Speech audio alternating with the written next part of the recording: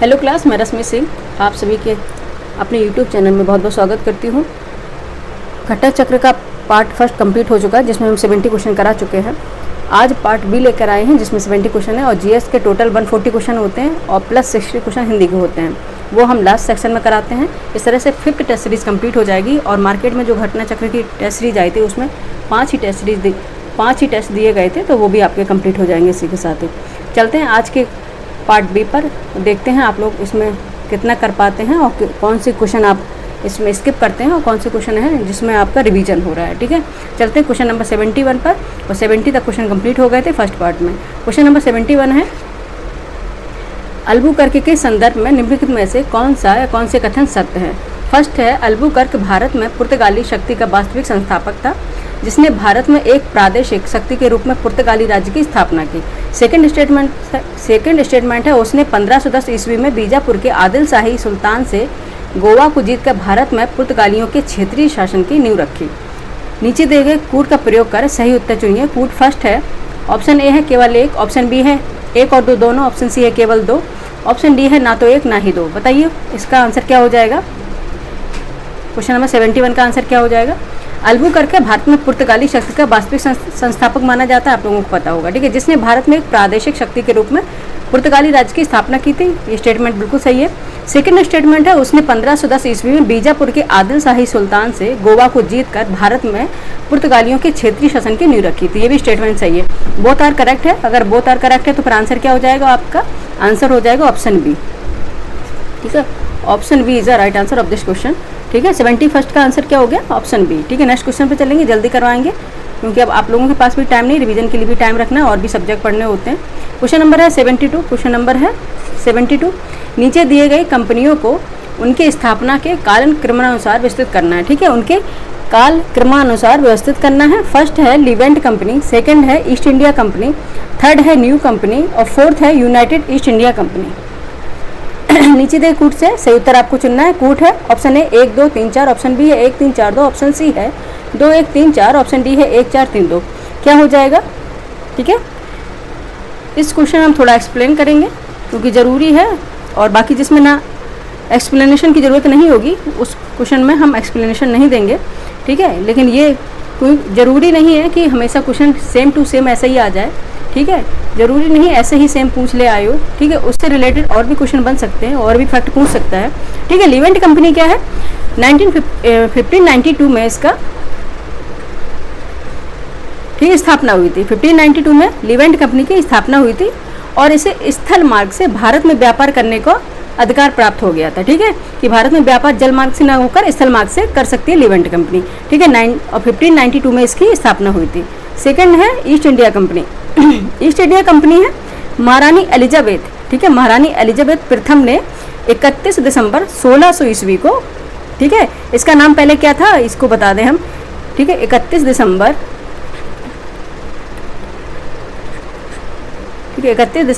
1600 ईस्वी में इसकी स्थापना हुई थी। और क्या नाम से थी, ईस्ट इंडिया कंपनी नहीं था इसका नाम, पहले क्या था इसका कंपनी का नाम, द गवर्नर एंड कंपनी। यहाँ पे लिख दे रहे हैं।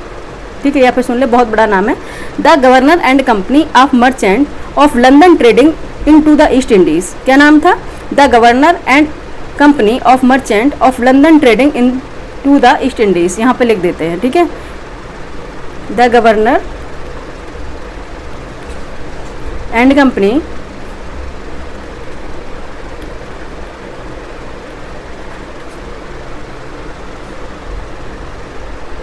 ऑफ मर्चेंट मत क्या होता है, व्यापार, of merchant of London trading, इतना बड़ा नाम था इसका, of London trading into the East Indies, into the East Indies. ठीक है, ये इसका नाम था पहले। ठीक है, किसका, ईस्ट इंडिया कंपनी, जिसकी स्थापना की थी 31 दिसंबर 1600 ईस्वी को महारानी एलिजाबेथ प्रथम ने की थी। ठीक है, और इसको क्या था, समुद्री मार्ग से ईस्ट इंडीज में व्यापार करने का विशेषाधिकार दिया गया था। ठीक है, इसको क्या दिया था, जो समुद्री मार्ग था, सी वाटर बेस था, वहाँ से ईस्ट इंडिया ईस्ट इंडीज में, ठीक, इसीलिए इसका नाम है ईस्ट इंडीज। ईस्ट इंडीज में व्यापार करने का विशेषाधिकार था इसको, ठीक है। सेकंड कंपनी है ईस्ट इंडिया कंपनी। थर्ड है न्यू कंपनी। थर्ड क्या है? न्यू कंपनी, ठीक है। एक है यूनाइटेड ईस्ट इंडिया कंपनी, ठीक है, एक याद रखना है यूनाइटेड ईस्ट इंडिया कंपनी, ठीक है। यूनाइटेड ईस्ट इंडिया कंपनी है, इसकी स्थापना हुई थी 1708 में, ठीक है। इसकी स्थापना क्या हुई थी? 1708 में हुई थी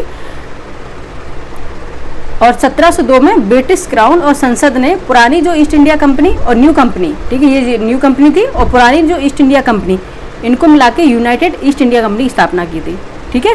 इन दोनों को मिला करके क्या की थी? United company of merchant of India trading into the East Indies company मिला के एक नई कंपनी बनाई थी, जिससे आप क्या बोलते थे? ईस्ट इंडिया कंपनी बोलते थे, ठीक है। ये याद रखना है आपको,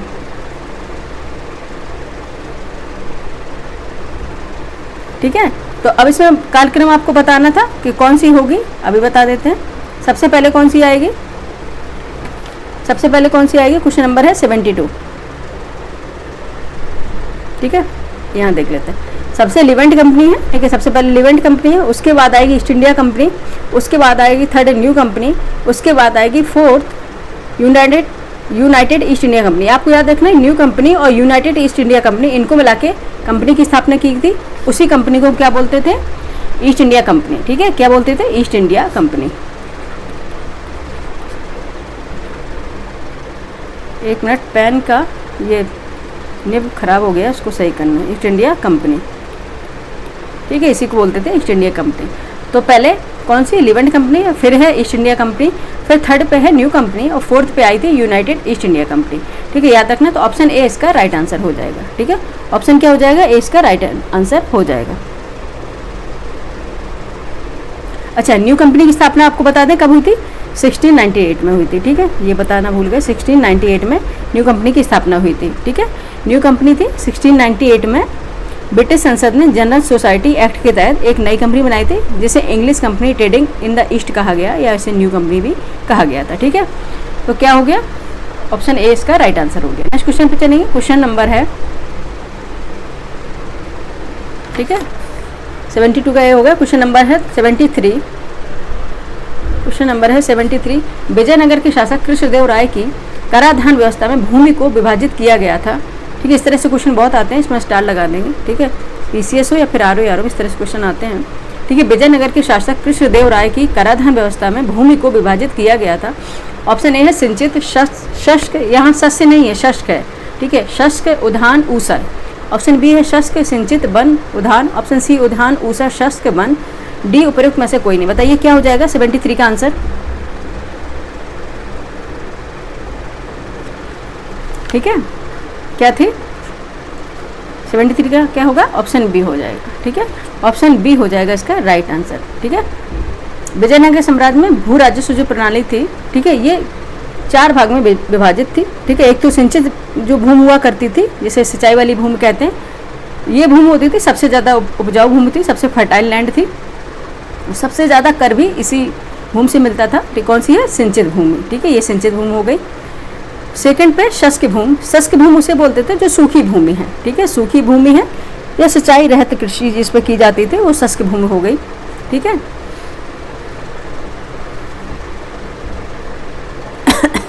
ठीक है, जिस पर कम उपज होने के कारण यहाँ पे कर भी कम मिलता था। नेक्स्ट है वन, ठीक है, वन वाली थी। एक है उद्यान वन भूमि थी,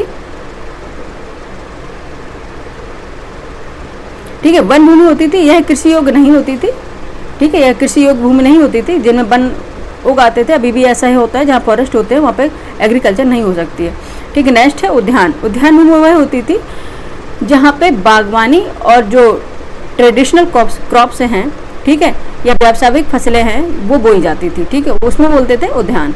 तो कौन से 4 भागों में विभाजित थी कृष्णदेव राय की कराधान व्यवस्था में? एक तो शुष्क था, एक सिंचित था, एक वन था, उद्यान। शुष्क शस्य में अंतर है, शुष्क होती है शुष्क भूमि और शस्य होती है कृषि योग्य भूमि, ठीक है, याद रखिएगा। ऑप्शन बी इसका राइट आंसर हो गया। नेक्स्ट चलेंगे, क्वेश्चन नंबर 73 हो गया, क्वेश्चन नंबर 74 पे चलेंगे। क्वेश्चन नंबर 74 पे चलेंगे, देखते क्या पूछ रहा है क्वेश्चन। क्वेश्चन नंबर 74 रहा ये आप लोगों के सामने।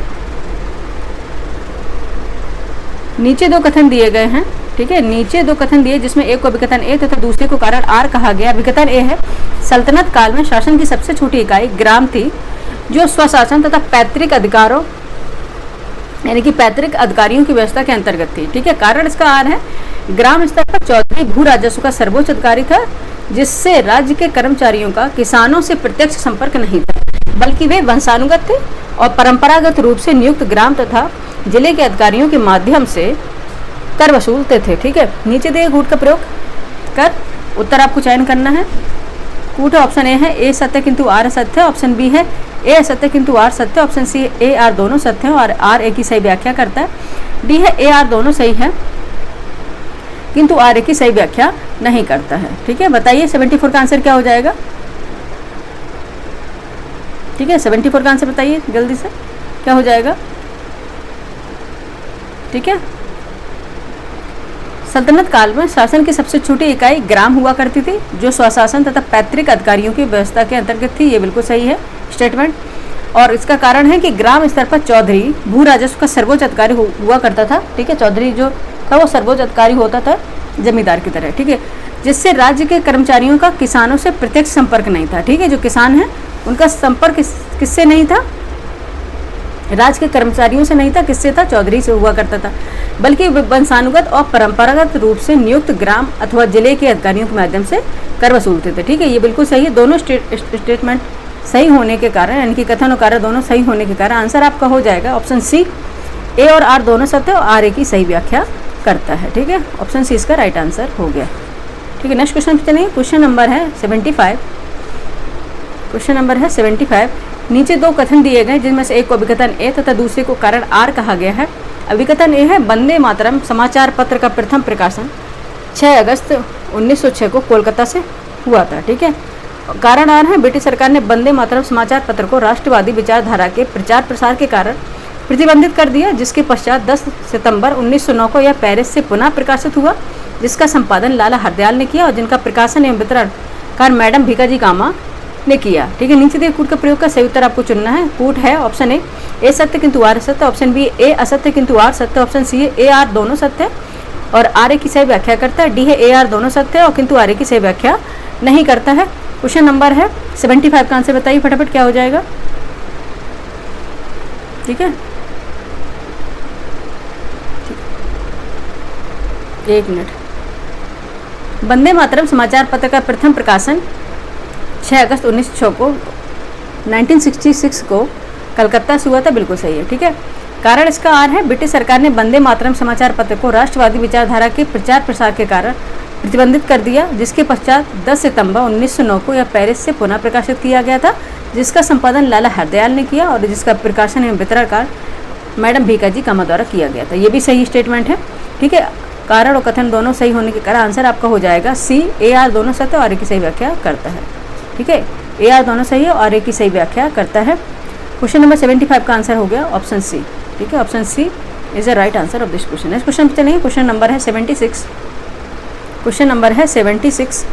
अरुणा आसफ अली के संदर्भ में निम्नलिखित कथनों पर विचार कीजिए, ठीक है। फर्स्ट है, वर्ष 1942 से, ठीक है, फर्स्ट स्टेटमेंट दिया है, वर्ष 1942 के भारत छोड़ो आंदोलन में वह स्वयं और सुचेता कृपलानी भूमिगत आंदोलन की दो प्रमुख महिला संगठन करता थी, ठीक है।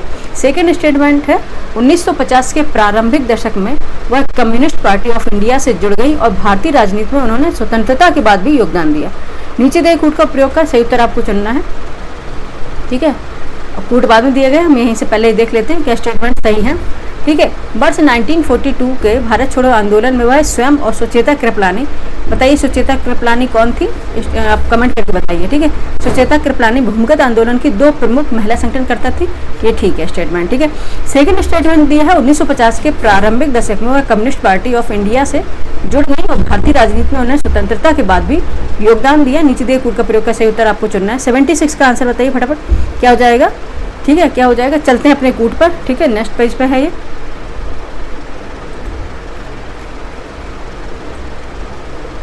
कूट हमारा हो जाएगा, बताइए। ऑप्शन ए केवल 2, ऑप्शन सी, ऑप्शन बी ना तो एक ना ही दो, ऑप्शन सी एक और दो दोनों, ऑप्शन डी केवल एक। 76 का आंसर बताइए क्या हो जाएगा।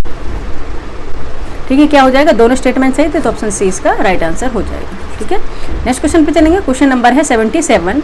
ठीक है, क्वेश्चन नंबर है 77। सत्रिया नृत्य, सत्रिया नृत्य निम्नलिखित में से किस राज्य का शास्त्रीय नृत्य है, बताना है आपको।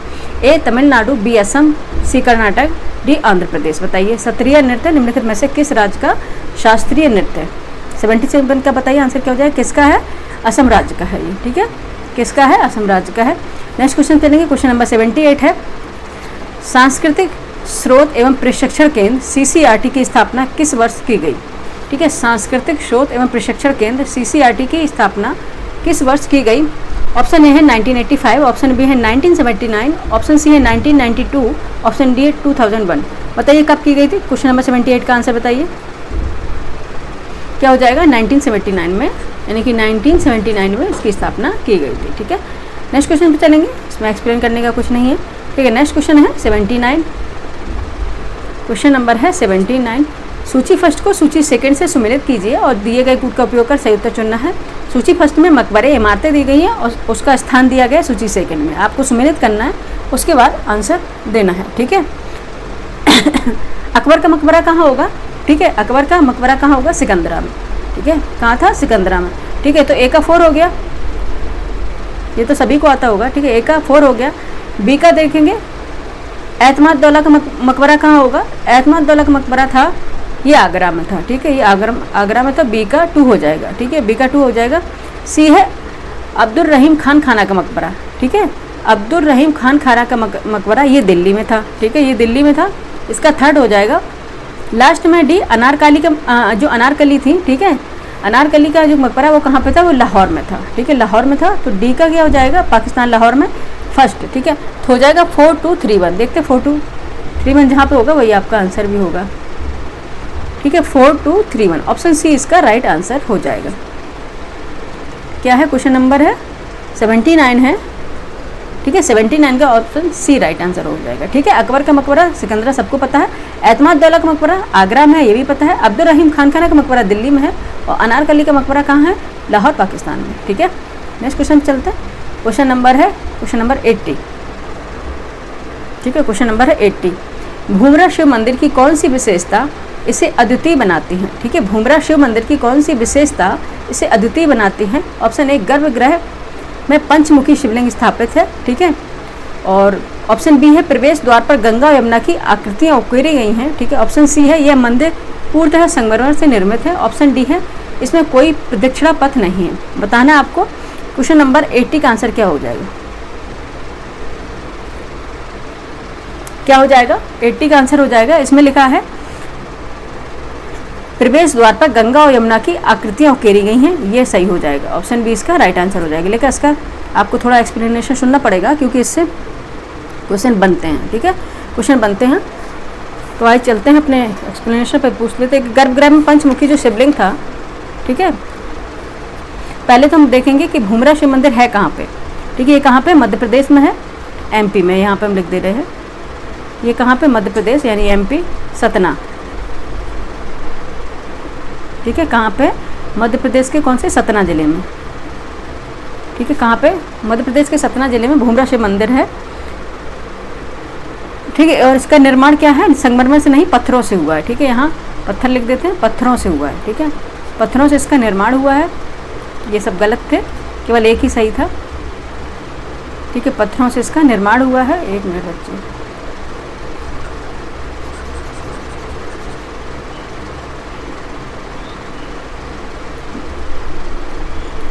इसका निर्माण किससे हुआ, पत्थरों से हुआ है। शिव मंदिर है, शिव को समर्पित है, इसमें बताने वाली कोई बात ही नहीं है। और इसके भूमरा मंदिर के प्रवेश द्वार के दोनों ओर यानी दोनों किनारों पे गंगा और यमुना की मूर्तियां उकेरी गई हैं, ये स्टेटमेंट सही है। ठीक है, और इसमें गर्भगृह में पंचमुखी शिवलिंग नहीं है।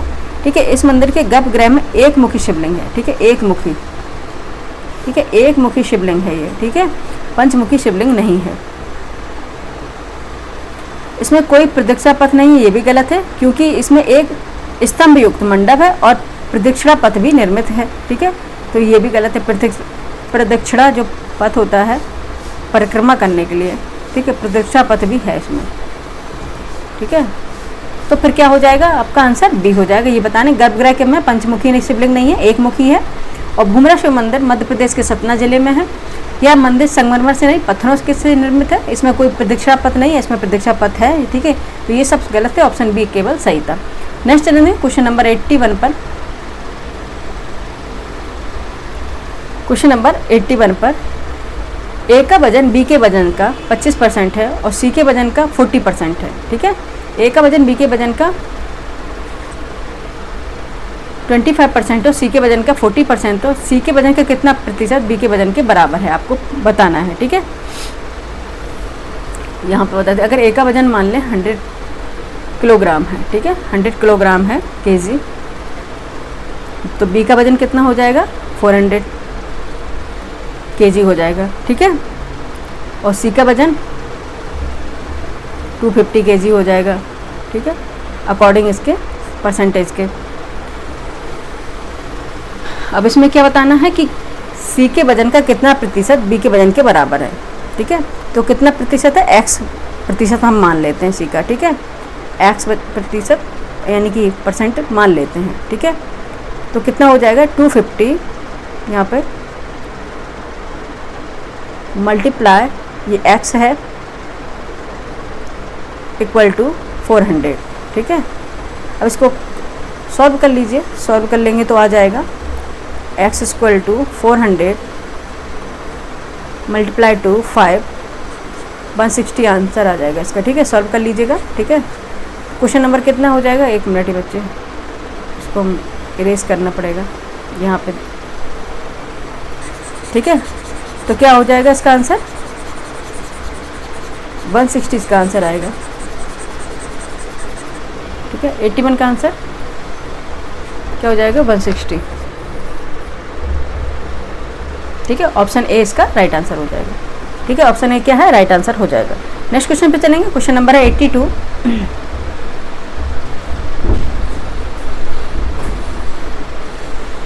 क्वेश्चन नंबर है 82। यदि दो कुत्ते एक 7 मीटर की व्यास वाले वृत्ताकार पथ पर विपरीत दिशाओं में 2.5 मीटर सेकेंड एवं 3 मीटर प्रति सेकंड की गति से दौड़ना आरंभ करते हैं, तो आपस में अधिकतम दूर होने में उन्हें कितना समय लगेगा आपको बताना है, ठीक है। कितना समय उन्हें लगेगा, ठीक है। अगर एक वृत्ताकार पथ पर दौड़ रहे, इसका फॉर्मूला है, जब वृत्ताकार पथ की परिधि निकालना है 2 पाई क्या होता है 2 पाई आर होता है, ठीक है।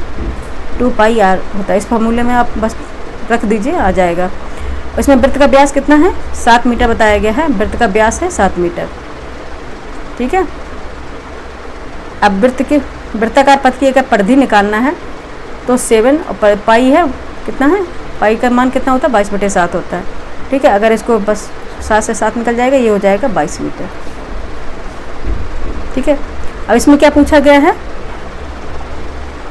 आपस में अधिकतम दूर होने में कितना समय लगेगा,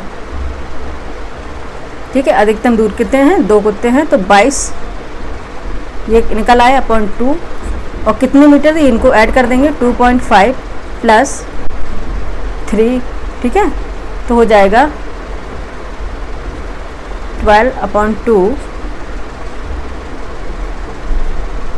ये हो जाएगा 5.5, ठीक है। तो 11 हो जाएगा अपॉन 5.5। इसको सॉल्व करेंगे तो बच्चे आ जाएगा आपका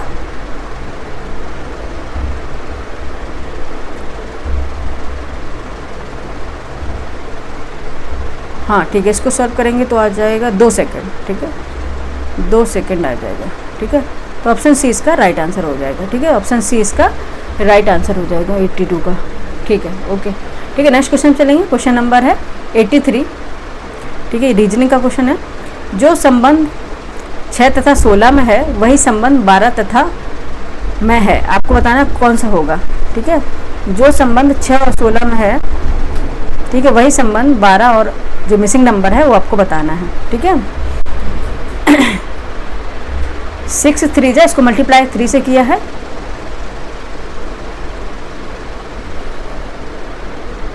ठीक है, मल्टीप्लाई 3, ओके, ठीक है। 6 3 जा 18 -2, ठीक है, मल्टीप्लाई 3 -2, ये सीरीज इसमें लग रही है, ठीक है। 6 3 जा कितना 18, 18 माइनस 2 16 आ गया, ठीक है।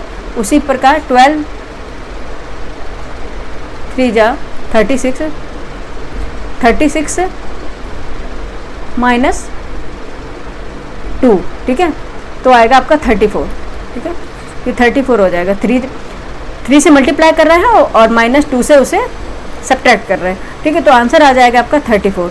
83 का आंसर हो जाएगा C 34, ऑप्शन सी इसका राइट आंसर हो जाएगा, ठीक है। नेक्स्ट क्वेश्चन पे चलेंगे। क्वेश्चन नंबर है 83 तक हो गया, अब क्वेश्चन नंबर चलते हैं 84 पर। क्वेश्चन नंबर 84 पे चलेंगे। ठीक है, रीजनिंग क्वेश्चन है, ठीक है। इस तरह से क्वेश्चन आते हैं, ROR में 10 नंबर तो आती ही है रीजनिंग की।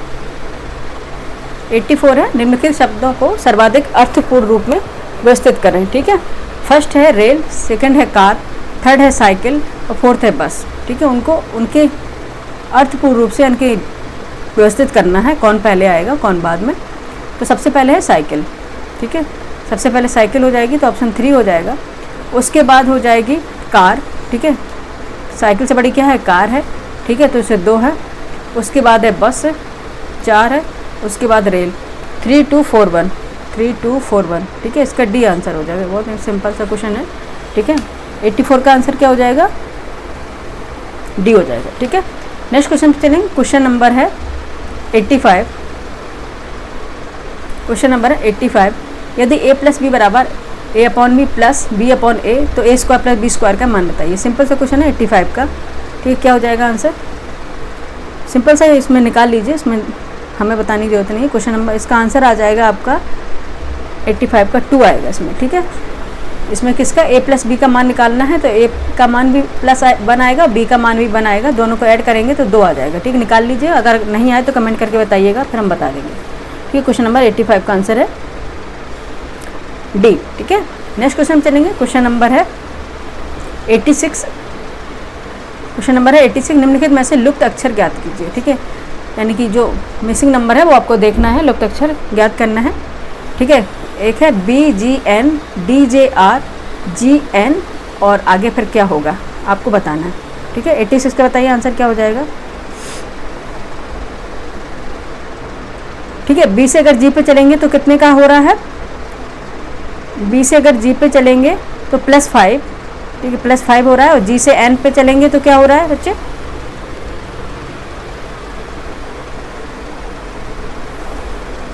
ठीक है। यहाँ पे +2, G से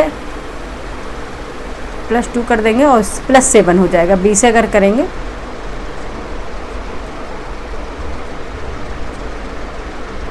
ठीक है, +7 हो रहा है यहाँ पे, ठीक है।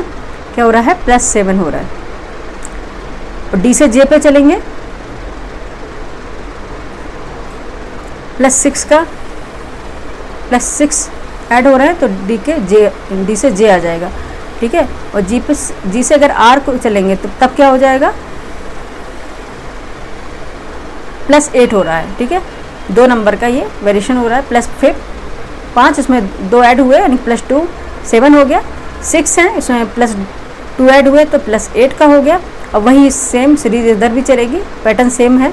G के अगर N पर चलेंगे, ठीक है, +5 हो गया, +6 हो गया, +7 होगा, ठीक है। अब +7 होगा और 7 में +2 ऐड हो गया तो कितना होगा, 9 होगा। +7 में होगा तो ये N आ गया और फिर 7 में अगर 2 ऐड कर देंगे, इसमें +2 का पैटर्न हो रहा है तो ये 9, ठीक है। और N से अगर 9 अक्षर आगे बढ़ेंगे यानी कि वर्ड आगे बढ़ेंगे अल्फ़ाबेट में तो क्या आ जाएगा, 9 ऐड करने के बाद कौन सा अल्फ़ाबेट आएगा, N के बाद ये W आएगा यहाँ पे, ठीक है। क्या आ जाएगा, W आ जाएगा। तो ऑप्शन ए इसका राइट आंसर हो जाएगा, ठीक है। 86 का आंसर क्या हो जाएगा, ए, ठीक है। ऑप्शन ए इसका राइट आंसर हो जाएगा, ओके जी।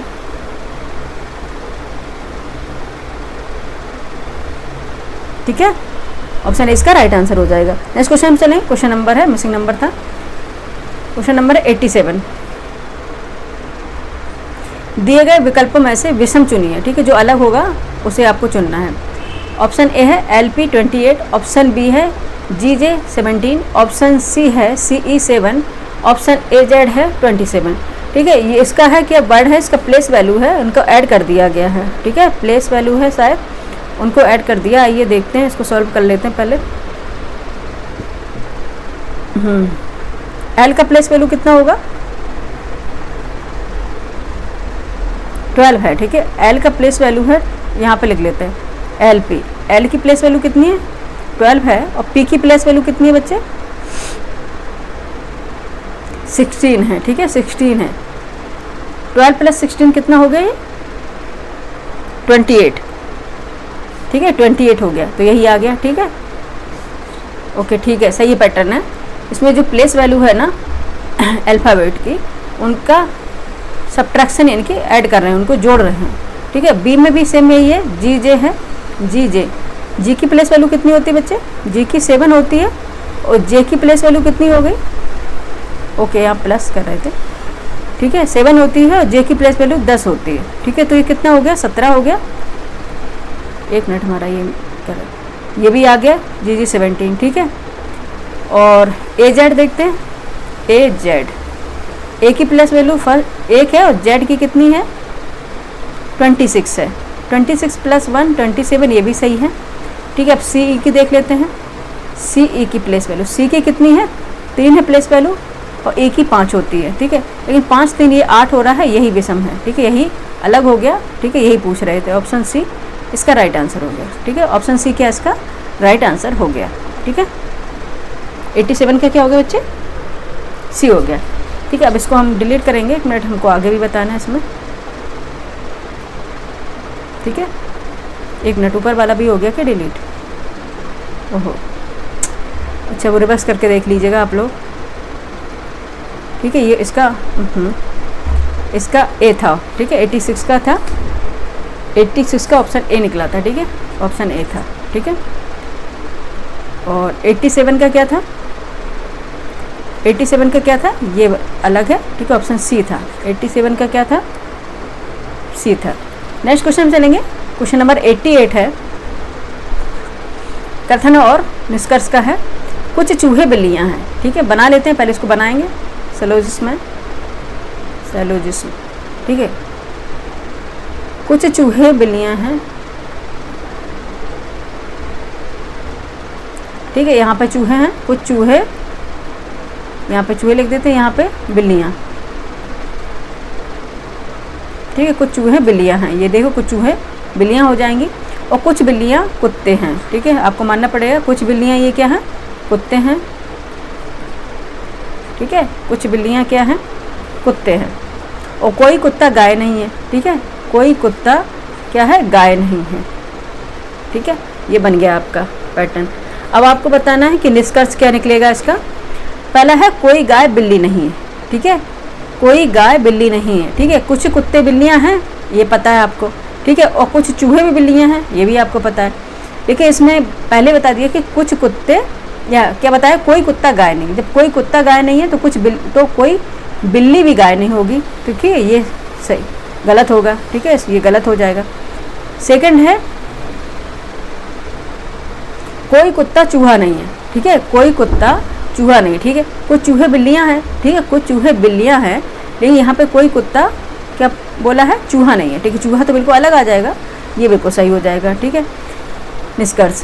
थर्ड पे है कुछ बिल्लियां चूहे हैं। ठीक है, और बिल्कुल सही है, कुछ चूहे बिल्लियां हैं और कुछ बिल्लियां भी चूहे हैं, ये भी सही है। तो क्या स्टेटमेंट में आ जाएगा? सेकेंड एंड थर्ड स्टेटमेंट सही है। ठीक है, सेकेंड एंड थर्ड स्टेटमेंट सही है, तो ऑप्शन क्या हो जाएगा आपका 88 का। एक मिनट बच्चे, कहीं कंफ्यूज हो रहे हैं। एक मिनट बच्चे। ठीक है, एरेज करना एक यहाँ पे।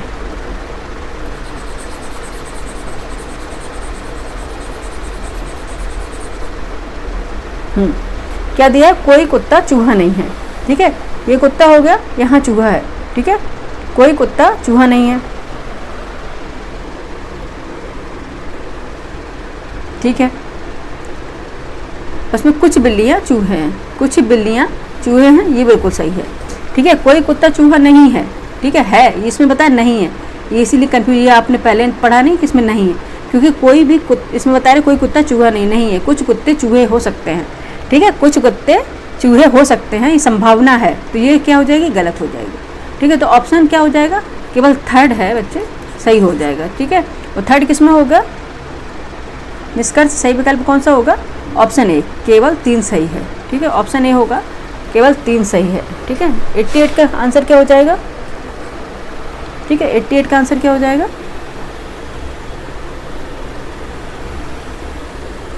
ठीक है, ऑप्शन ए इसका राइट आंसर हो जाएगा। ठीक है, इसमें बोला है कि कोई कुत्ता चूहा नहीं है, बल्कि इसमें है, इसलिए गलत हो जाएगा। और कोई गाय बिल्ली नहीं है, तो बिल्कुल डायरेक्ट ही समझ में आ रहा है। ठीक है, तो क्या हो जाएगा, थर्ड निष्कर्ष सही होगा। ठीक है, ये किस में है, ऑप्शन ए में दिया गया है। नेक्स्ट देखते हैं, क्वेश्चन नंबर 89 है।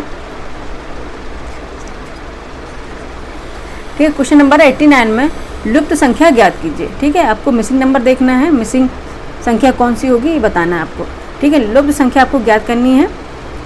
80, 29, 14, 6, 26, 9, 4, आपको बताना कौन सा होगा। ठीक है, 26, 80, 29, 14,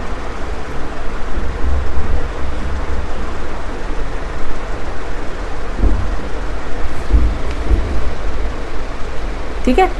अच्छा, इसमें इसके अपोजिट मल्टीप्लाई हो रहा है। ठीक है, अपोजिट डायरेक्शन में चलेंगे।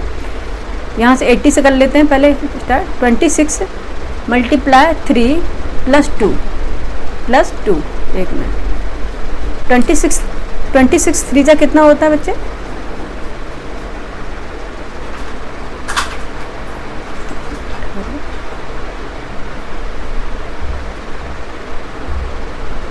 $78 हो गया। ठीक है, 78 होता है, और +2 कर देंगे तो क्या आ जाएगा, 80 आ जाएगा। ठीक है, ये पैटर्न बन रहा है। ठीक है, इसके जस्ट अपोजिट में जो वर्ड है उससे आपको क्या करना है, उसको मल्टीप्लाई करना है 3 से, और +2 ऐड कर देना है। ठीक है, आ गया ये 80।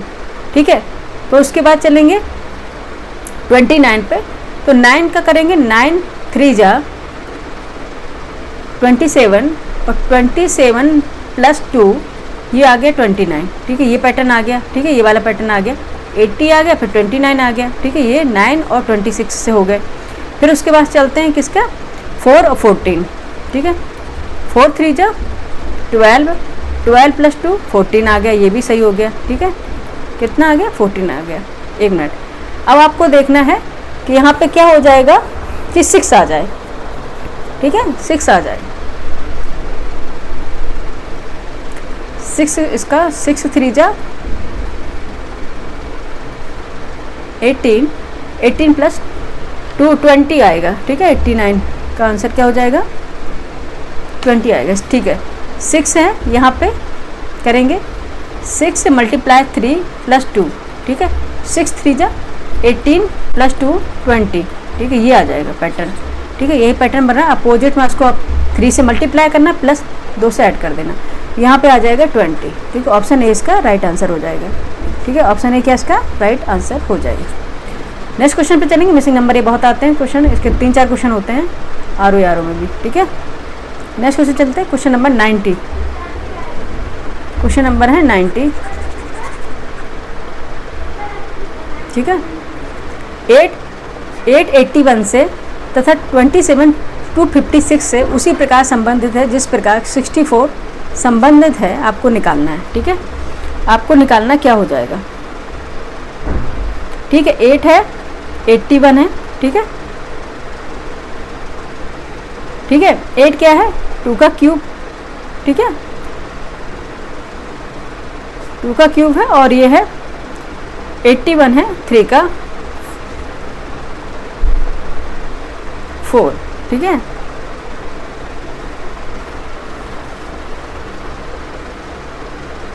ठीक है, 81 आ जाएगा। और उसके बाद 27 का देखते हैं। 27 है 3 का क्यूब। ठीक है, और 256 है 4 का 4 टू दी पावर 4। ठीक है, 4। ठीक है, 4 घात आ जाएंगे इसमें। ठीक है, तो 256 हो जाएगा। ठीक है, क्या हो जाएगा, 256 हो जाएगा। उसी पर चलते हैं 64 में। इसमें क्या बताया, तो इसका 64 संबंधित है। अच्छा,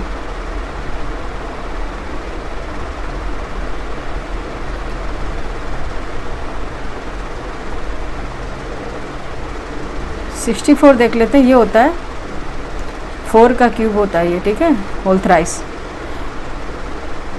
और इसमें 3 का हो रहा है,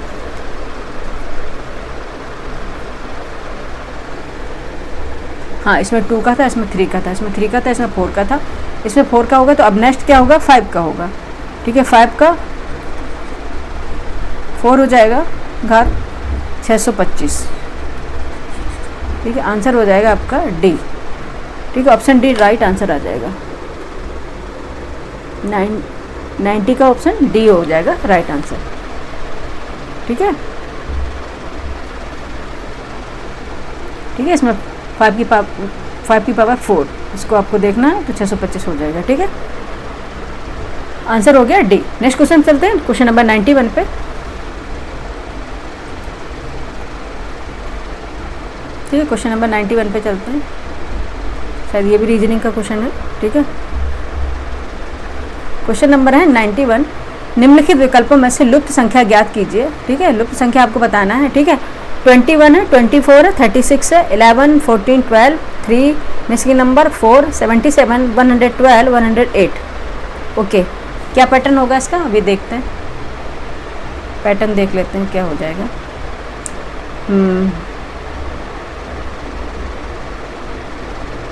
हाँ ठीक है, 3 7 जा 21, ठीक है, 7 से ये डिवाइड हो रहा है, 3 7 जा 21 और 7 और 11 का उसका मल्टीप्लिकेशन हो रहा है, ठीक है। तब कितना आ रहा है 77, ठीक है, 77 आ गया। सेम वही पैटर्न करेंगे यहाँ पे, पहले 4 9 जा 36, ठीक है, 4 9 जा 36 पूरा पूरा डिवाइड हो रहा है, और 12 9 जा कितना हुआ होता है 108 होता है, ये भी हो गया, ठीक है। अब बताइए कि ऐसी कौन सी संख्या होगी, ठीक है, चाहे ऑप्शन से लेके आप देख लें, ठीक है, ऐसा कौन सा नंबर या कौन सा डिजिट होगा जो 24 से पूरा पूरा डिवाइड हो जाएगा, ठीक है, और उसको 14 से मल्टीप्लाई करने से 112 आ जाए, ठीक है। ऑप्शन से रख के भी देख सकते हैं आप, ठीक है। 3 देखते हैं, 3 से यहाँ पे अगर 3 रख देते हैं, 3 रखेंगे, 3 8 जा 24, 3 8 जा 24, ठीक है, और 14 8 जा 112, ठीक है। तो ये पूरा पूरा इसमें पैटर्न लागू हो गया। आंसर आ जाएगा आपका इसका, क्योंकि अपन 3 रखे थे, तो ऑप्शन डी इसका राइट आंसर। क्या मिसिंग नंबर में क्या था, 3 होगा, मिसिंग नंबर में क्या हो गया, ऑप्शन क्या हो गया इसका, हाँ ओके, डी ऑप्शन आ जाएगा, ठीक है।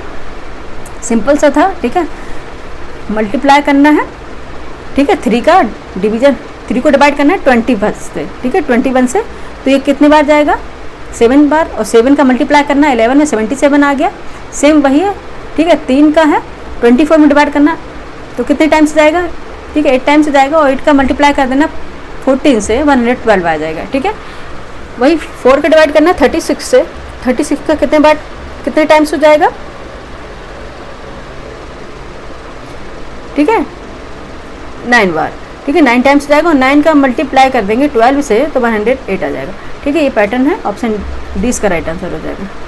नेक्स्ट क्वेश्चन चलेंगे, क्वेश्चन नंबर है 92, ठीक है, क्वेश्चन नंबर है 92, यदि x = 1/√3 + 1, तो 4x³ - 2x² - 8x + 5 का मान है, ठीक है। इसमें आपको क्या करना है, गुणनखंड विधि लगानी है, ठीक है, उससे ये निकल आएगा, ठीक है, क्योंकि लेंदी हो जाएगा प्रोसेस काफ़ी,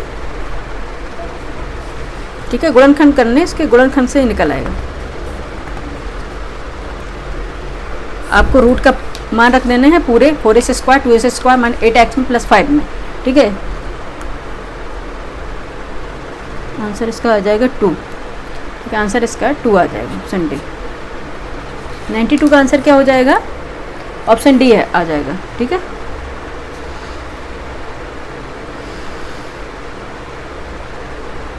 ठीक है, ये x का मान है, आपको x में ये है, यहाँ रख देना है, और आपका आंसर निकल आएगा, ठीक है। लगा के देख लीजिए, सिंपल सा क्वेश्चन है। नेक्स्ट क्वेश्चन चलेंगे, क्वेश्चन नंबर है 93, संलग्न आकृति में समांतर चतुर्भुजों की संख्या है, आपको बताना है कितनी होगी संख्या, काउंट कर लीजिए आराम से, ठीक है, या तो आप काउंट कर लीजिए या फिर ट्रिक से लगा लीजिए। क्वेश्चन नंबर 15 का आंसर, क्वेश्चन नंबर 93 का आंसर क्या हो जाएगा, बताइए जल्दी से। कितने होंगे चतुर्भुज, अगर काउंट करेंगे तो ये होंगे इसमें 15, ठीक है। समांतर चतुर्भुज की संख्या कितनी होगी, 15 हो जाएगी, ठीक है।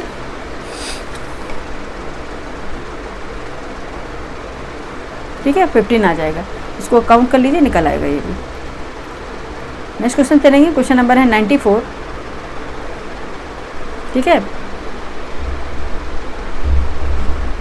एक व्यक्ति 4 घोड़ों एवं 9 गायों को 13,400 रुपये में खरीदता है। यदि वह घोड़ों को 10% एवं गायों को 20% लाभ पर बेचता है तो उसका कुल लाभ 1880 रुपये एवं गाय की कीमत क्या है आपको बताना है, ठीक है। 1880 रुपये है, एक गाय की कीमत क्या है आपको बताना है, ठीक है। क्या होगी 94 बताइए, एक गाय की कीमत निकलेगी आपकी 600, ठीक है। ऑप्शन बी इसका राइट आंसर हो जाएगा, ठीक है। ये भी है सिंपल सा, इसका प्रॉफिट एंड लॉस वाला फॉर्मूला यूज़ करके निकाल लीजिए। नेक्स्ट क्वेश्चन चलेंगे, क्वेश्चन नंबर है 95, ठीक है। यहाँ पे रीजनिंग के क्वेश्चन खत्म हो गए, अब चलते हैं कॉन्स्टिट्यूशन के क्वेश्चन आ गए यहाँ पे, ठीक है। भारतीय संविधान, भारतीय राज्य व्यवस्था, ठीक है, इसके क्वेश्चन आ गए। क्वेश्चन नंबर 95 है, भारत के संसदीय समितियों के बारे में निम्नलिखित कथनों पर विचार करें, ठीक है। भारत में संसदीय समितियों के बारे में निम्नलिखित कथनों पर विचार करें। फर्स्ट है, संसदीय समितियां प्रत्यक्ष रूप से संसद को रिपोर्ट करती हैं और उनके सुझाव बाध्यकारी होते हैं, ठीक है। सेकंड स्टेटमेंट है, प्राक्कलन समिति जिसे एस्टीमेट कमेटी भी बोलते हैं, ठीक है, भारत सरकार के मंत्रालयों के प्रशासनिक कार्यों की समीक्षा कर सकती है, ठीक है। थर्ड है स्टेटमेंट है, लोक लेखा समिति जिसे पब्लिक अकाउंट कमेटी भी बोलते हैं को सरकारी खर्च में अनियमितता की जांच करने का अधिकार है, ठीक है। एंड फोर्थ स्टेटमेंट है, लोक लेखा समिति और सरकारी उपक्रमों संबंधी समिति में राज्यसभा के सदस्य हो सकते हैं। उपयुक्त कथनों में से कौन से कथन सही हैं, नीचे दिए कूट की सहायता से सही उत्तर चुनना है। कूट है ऑप्शन ए 1 और 2 केवल, ऑप्शन बी है 2, 3 और 4 केवल, ऑप्शन सी है 3 और 4 केवल, ऑप्शन डी है 1, 3 और 4 केवल। आइए बताते हैं क्या हो जाएंगे, सही उत्तर का चयन करना है, ठीक है। संसदीय समितियां होती हैं, ठीक है, पार्लियामेंट्री जो कमेटीज होती हैं प्रत्यक्ष रूप से संसद को रिपोर्ट करती हैं, ये बिल्कुल सही है। और उनके सुझाव बाध्यकारी होते, गलत है, उनके सुझाव बाध्यकारी नहीं होते, तो ये गलत हो जाएगा।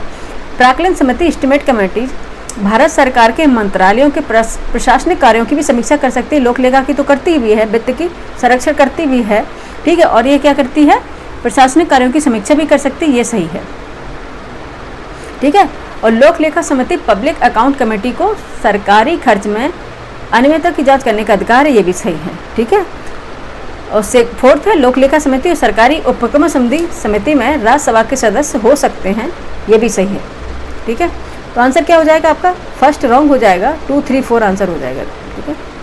2, 3, 4 option B is a right answer, ठीक है। 95 का क्या हो जाएगा, क्वेश्चन नंबर 95 है, 95 का आंसर हो जाएगा आपका ऑप्शन बी, ठीक है, ठीक है। कमेटी से एक बार देख के जाइएगा, ठीक है। बताइएगा इसमें जो प्राक्कलन समिति होती है, एस्टीमेट कमेटी से होती है, इसमें बताइए राज्यसभा से कितने सदस्य होते हैं। अगर आपको पता होगा तो आप समझ पाएंगे कि राज्यसभा से सदस्य होते भी हैं या नहीं, ठीक है। आप लोग बताइएगा, जो पब्लिक अकाउंट कमेटी होती है, ठीक है, पब्लिक अकाउंट कमेटी होती है, उसका क्या काम होता है, कमेंट करके बताइए, ठीक है। नेक्स्ट क्वेश्चन पे चलेंगे, क्वेश्चन नंबर है 96, निम्नलिखित में से किसके चुनाव के लिए प्रत्यायोजित मतदान या इनडायरेक्ट वोटिंग प्रणाली का उपयोग किया जाता है। आपको बताना है किसके चुनाव के लिए जो इनडायरेक्ट वोटिंग का, जिसे हम हिंदी में बोलेंगे प्रत्यायोजित मतदान का प्रयोग किया जाता है। फर्स्ट है राष्ट्रपति, सेकंड है उपराष्ट्रपति, ठीक है। आपको बता दें जो इनडायरेक्ट वोटिंग है वो राष्ट्रपति के लिए भी की हो जाती है, उपराष्ट्रपति के लिए भी की जाती है। नेक्स्ट क्वेश्चन पर चलेंगे, ठीक है, नेक्स्ट उस पर चलेंगे, इसका कोड नहीं दिया गया है, ठीक है। प्रेसिडेंट एंड वाइस प्रेसिडेंट दोनों के लिए है इनडायरेक्ट वोटिंग, और नेक्स्ट आगे भी है, ठीक है। और बताइए थर्ड है राज्यसभा सदस्य, ठीक है, राज्यसभा सदस्य के लिए इनडायरेक्ट वोटिंग होती है। इनडायरेक्ट वोटिंग किसे बोलते हैं, जिसमें कि पब्लिक जो जनता है डायरेक्ट क्या है वोट नहीं करती है, उसको इनडायरेक्ट वोटिंग कहते हैं, ठीक है। उसमें क्या करते हैं, राज्यसभा के सांसद या लोकसभा या विधानसभा के सांसद लोग, इनके सदस्यों से वोटिंग की जाती है, ठीक है। तो राज्यसभा सदस्य इसमें भी होती है, लेकिन लोकसभा सदस्य में डायरेक्ट वोटिंग होती है बच्चे, क्योंकि आप लोग जब जाते होंगे वोटिंग करने, इलेक्शन जब होता है तो लोकसभा का सदस्य का चुनाव होता है, ठीक है, जब बोलते हैं कि प्रधानमंत्री के चुनाव है, तब किसका होता है? लोकसभा सदस्य के चुनाव होते हैं। कि प्रधानमंत्री का डायरेक्ट क्या चुनाव होता है? लोकसभा के सदस्य चुने जाते हैं, उनमें से फिर पीएम चुना जाता है। ठीक है, किसके द्वारा? राष्ट्रपति के द्वारा। तो क्या 4 ये नहीं होगा? ठीक है, तो फिर नीचे दिए कूट की सहायता से उत्तर चुनिए। ठीक है, आपको बताना 1 मिनट, हम यहाँ पे इसको राउंड कर दिए, इसको हटा देंगे, नहीं तो बच्चे इनमें कंफ्यूज होंगे। ठीक है, इसमें लोकसभा सदस्य है, ये वाला नहीं होगा, बाकी तीनों होंगे कि राष्ट्रपति की भी होती है, उपराष्ट्रपति की भी होती है और राज्यसभा सदस्य की भी इनडायरेक्ट वोटिंग होती है। तो क्या हो जाएगा? 1, 2, 3 जहाँ होगा वही आंसर हो जाएगा, 4 नहीं होगा। ठीक है, लोकसभा की क्या है? डायरेक्ट वोटिंग होती है। ठीक है, ऑप्शन बी इसका राइट आंसर हो जाएगा, 96 का आंसर। Okay, option B is right answer this question. Next question चलेंगे, क्वेश्चन नंबर है 97। ठीक है, केशवानंद भारती बनाम केरल राज्य 1973 ठीक है, केशवानंद भारती बनाम केरल राज्य 1973 मामले के संदर्भ में निम्नलिखित कथनों पर विचार करना है। ठीक है, बहुत ज़्यादा ये केशवानंद भारती जो बनाम केरल राज्य मामला है 1973 में आया था और सभी एग्जाम में जब से आ रहा है अभी भी आ रहा है। ठीक है, ऐसा कोई एग्जाम नहीं जाता इसलिए क्वेश्चन पूछ ना लिया जाए, मतलब पैटर्न अलग अलग हो सकता है लेकिन आपका इसका कॉन्सेप्ट क्लियर होना चाहिए। फर्स्ट स्टेटमेंट है, इस निर्णय में सुप्रीम कोर्ट ने संविधान के बुनियादी ढांचे यानी कि बेसिक स्ट्रक्चर जो था के सिद्धांत को प्रतिपादित किया। ठीक है, और सेकंड स्टेटमेंट है, सुप्रीम कोर्ट ने संसद को संविधान में किसी भी प्रकार का संशोधित अमेंडमेंट करने की अप्रतिबंधित शक्ति प्रदान की। ठीक है, और थर्ड है, इस निर्णय से अनुच्छेद 368 के तहत संसद की संशोधन शक्ति को सीमित कर दिया। उपयुक्त कथनों में से कौन से कथन सही है? ऑप्शन ए है 1 और 3 केवल, ऑप्शन बी है 1 और 2 केवल, ऑप्शन सी है 2 और 3 केवल, ऑप्शन डी है 1, 2, 3। बताइए आंसर क्या हो जाएगा? ठीक है, इस निर्णय में सुप्रीम कोर्ट ने केशवानंद भारती बनाम केरल राज्य 1973 में आया था, तो सुप्रीम कोर्ट ने संविधान के जो बुनियादी ढांचे यानी कि बेसिक स्ट्रक्चर के सिद्धांत को स्थापित किया था। बिल्कुल सही है। ठीक है, ये बिल्कुल सही है। सेकंड स्टेटमेंट है, सुप्रीम कोर्ट ने संसद को संविधान में किसी भी प्रकार का संशोधन करने की अप्रतिबंधित शक्ति प्रदान की थी। बिल्कुल गलत है। ठीक है, ये बिल्कुल ही गलत है। और थर्ड है, इस निर्णय ने अनुच्छेद 368 के तहत संसद की संशोधन शक्ति को सीमित कर दिया। बिल्कुल सही है। ठीक है, कि संसद की संशोधन शक्ति को प्रतिबंधित कर दिया। कब तक प्रतिबंधित किया? कि इसको प्रतिबंधित किया कि संविधान के कॉन्स्टिट्यूशन के बेसिक स्ट्रक्चर यानी कि मूल ढांचे का उल्लंघन नहीं होना चाहिए। ठीक है, मूल ढांचे का उल्लंघन नहीं होना चाहिए संशोधन करते समय। ठीक है, इसलिए इसकी संशोधन की शक्ति को क्या सीमित कर दिया। ठीक है, जो बेसिक स्ट्रक्चर है कॉन्स्टिट्यूशन का वो नहीं बिगड़ना चाहिए। ठीक है, उसका पालन करना होगा जब भी संशोधन हो। ठीक है, अमेंडमेंट जब भी हो कॉन्स्टिट्यूशन में तो उसका बेसिक स्ट्रक्चर जो मूल ढांचा वो परिवर्तित नहीं होना चाहिए। ठीक है, तो ये केशवानंद भारती बनाम केरल राज्य में 1973 के मामले में बताया गया था। ठीक, तो क्या हो जाएगा? इसका सेकंड स्टेटमेंट रॉन्ग हो जाएगा और फर्स्ट और 3 सही हो जाएगा। तो इसमें क्या पूछा था? कौन से कथन सही हैं? तो बताते हैं कौन से कथन सही होंगे। 2, 2, 2 जहाँ चला जाएगा तो ऑप्शन ए इसका राइट आंसर हो जाएगा। ठीक है, 97 का। ठीक है, 97 का ऑप्शन ए राइट आंसर हो जाएगा। ठीक है, बिल्कुल सही। ठीक है, याद रखिएगा बेसिक स्ट्रक्चर है ना वो नहीं बिगड़ना चाहिए। ठीक है, नेक्स्ट क्वेश्चन चलेंगे। क्वेश्चन नंबर है 98। क्वेश्चन नंबर है 98। सुप्रीम कोर्ट के संवैधानिक निर्णयों को नीचे दिए कूट की सहायता से उनके घटित होने के कालानुक्रमिक यानी क्रोनोलॉजिकल ऑर्डर होता है उसमें व्यवस्थित आपको करना है। ठीक है, फर्स्ट है केशवानंद भारती बनाम केरल राज्य, सेकंड है मेनका गांधी बनाम भारत संघ। ठीक है, क्वेश्चन नंबर 98 है मेनका गांधी बनाम भारत संघ, और थर्ड है गोलकनाथ बनाम पंजाब राज्य, और फोर्थ है विशाखा बनाम राजस्थान राज्य। इसको क्रोनोलॉजिकल ऑर्डर में आपको अरेंज करना है। बताइए ऑप्शन क्या हो जाएगा? 98 का आंसर बताइए।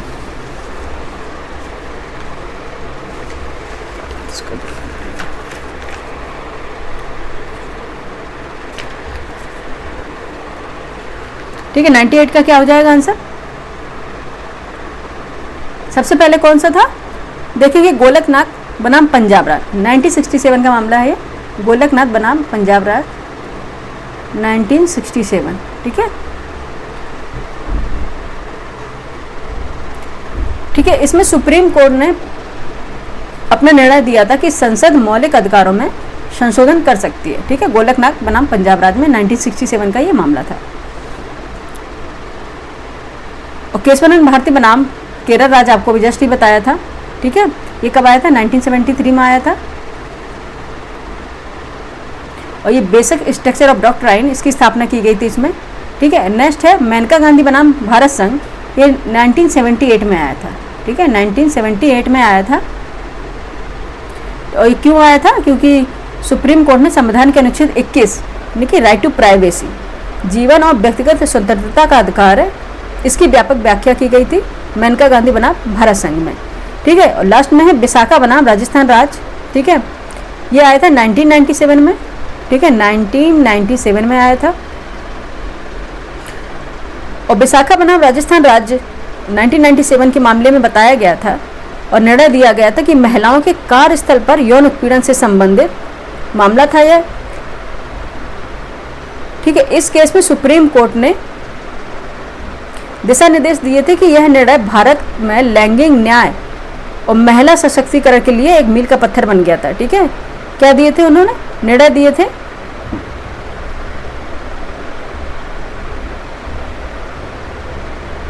ठीक है, किसमें? महिला उत्पीड़न के मामले में, ठीक है। 1997 का ये मामला है। तो फिर अब आपको इसको क्रोनोलॉजिकल ऑर्डर में आपको अरेंज करना, आप देख लेते कौन सा आएगा।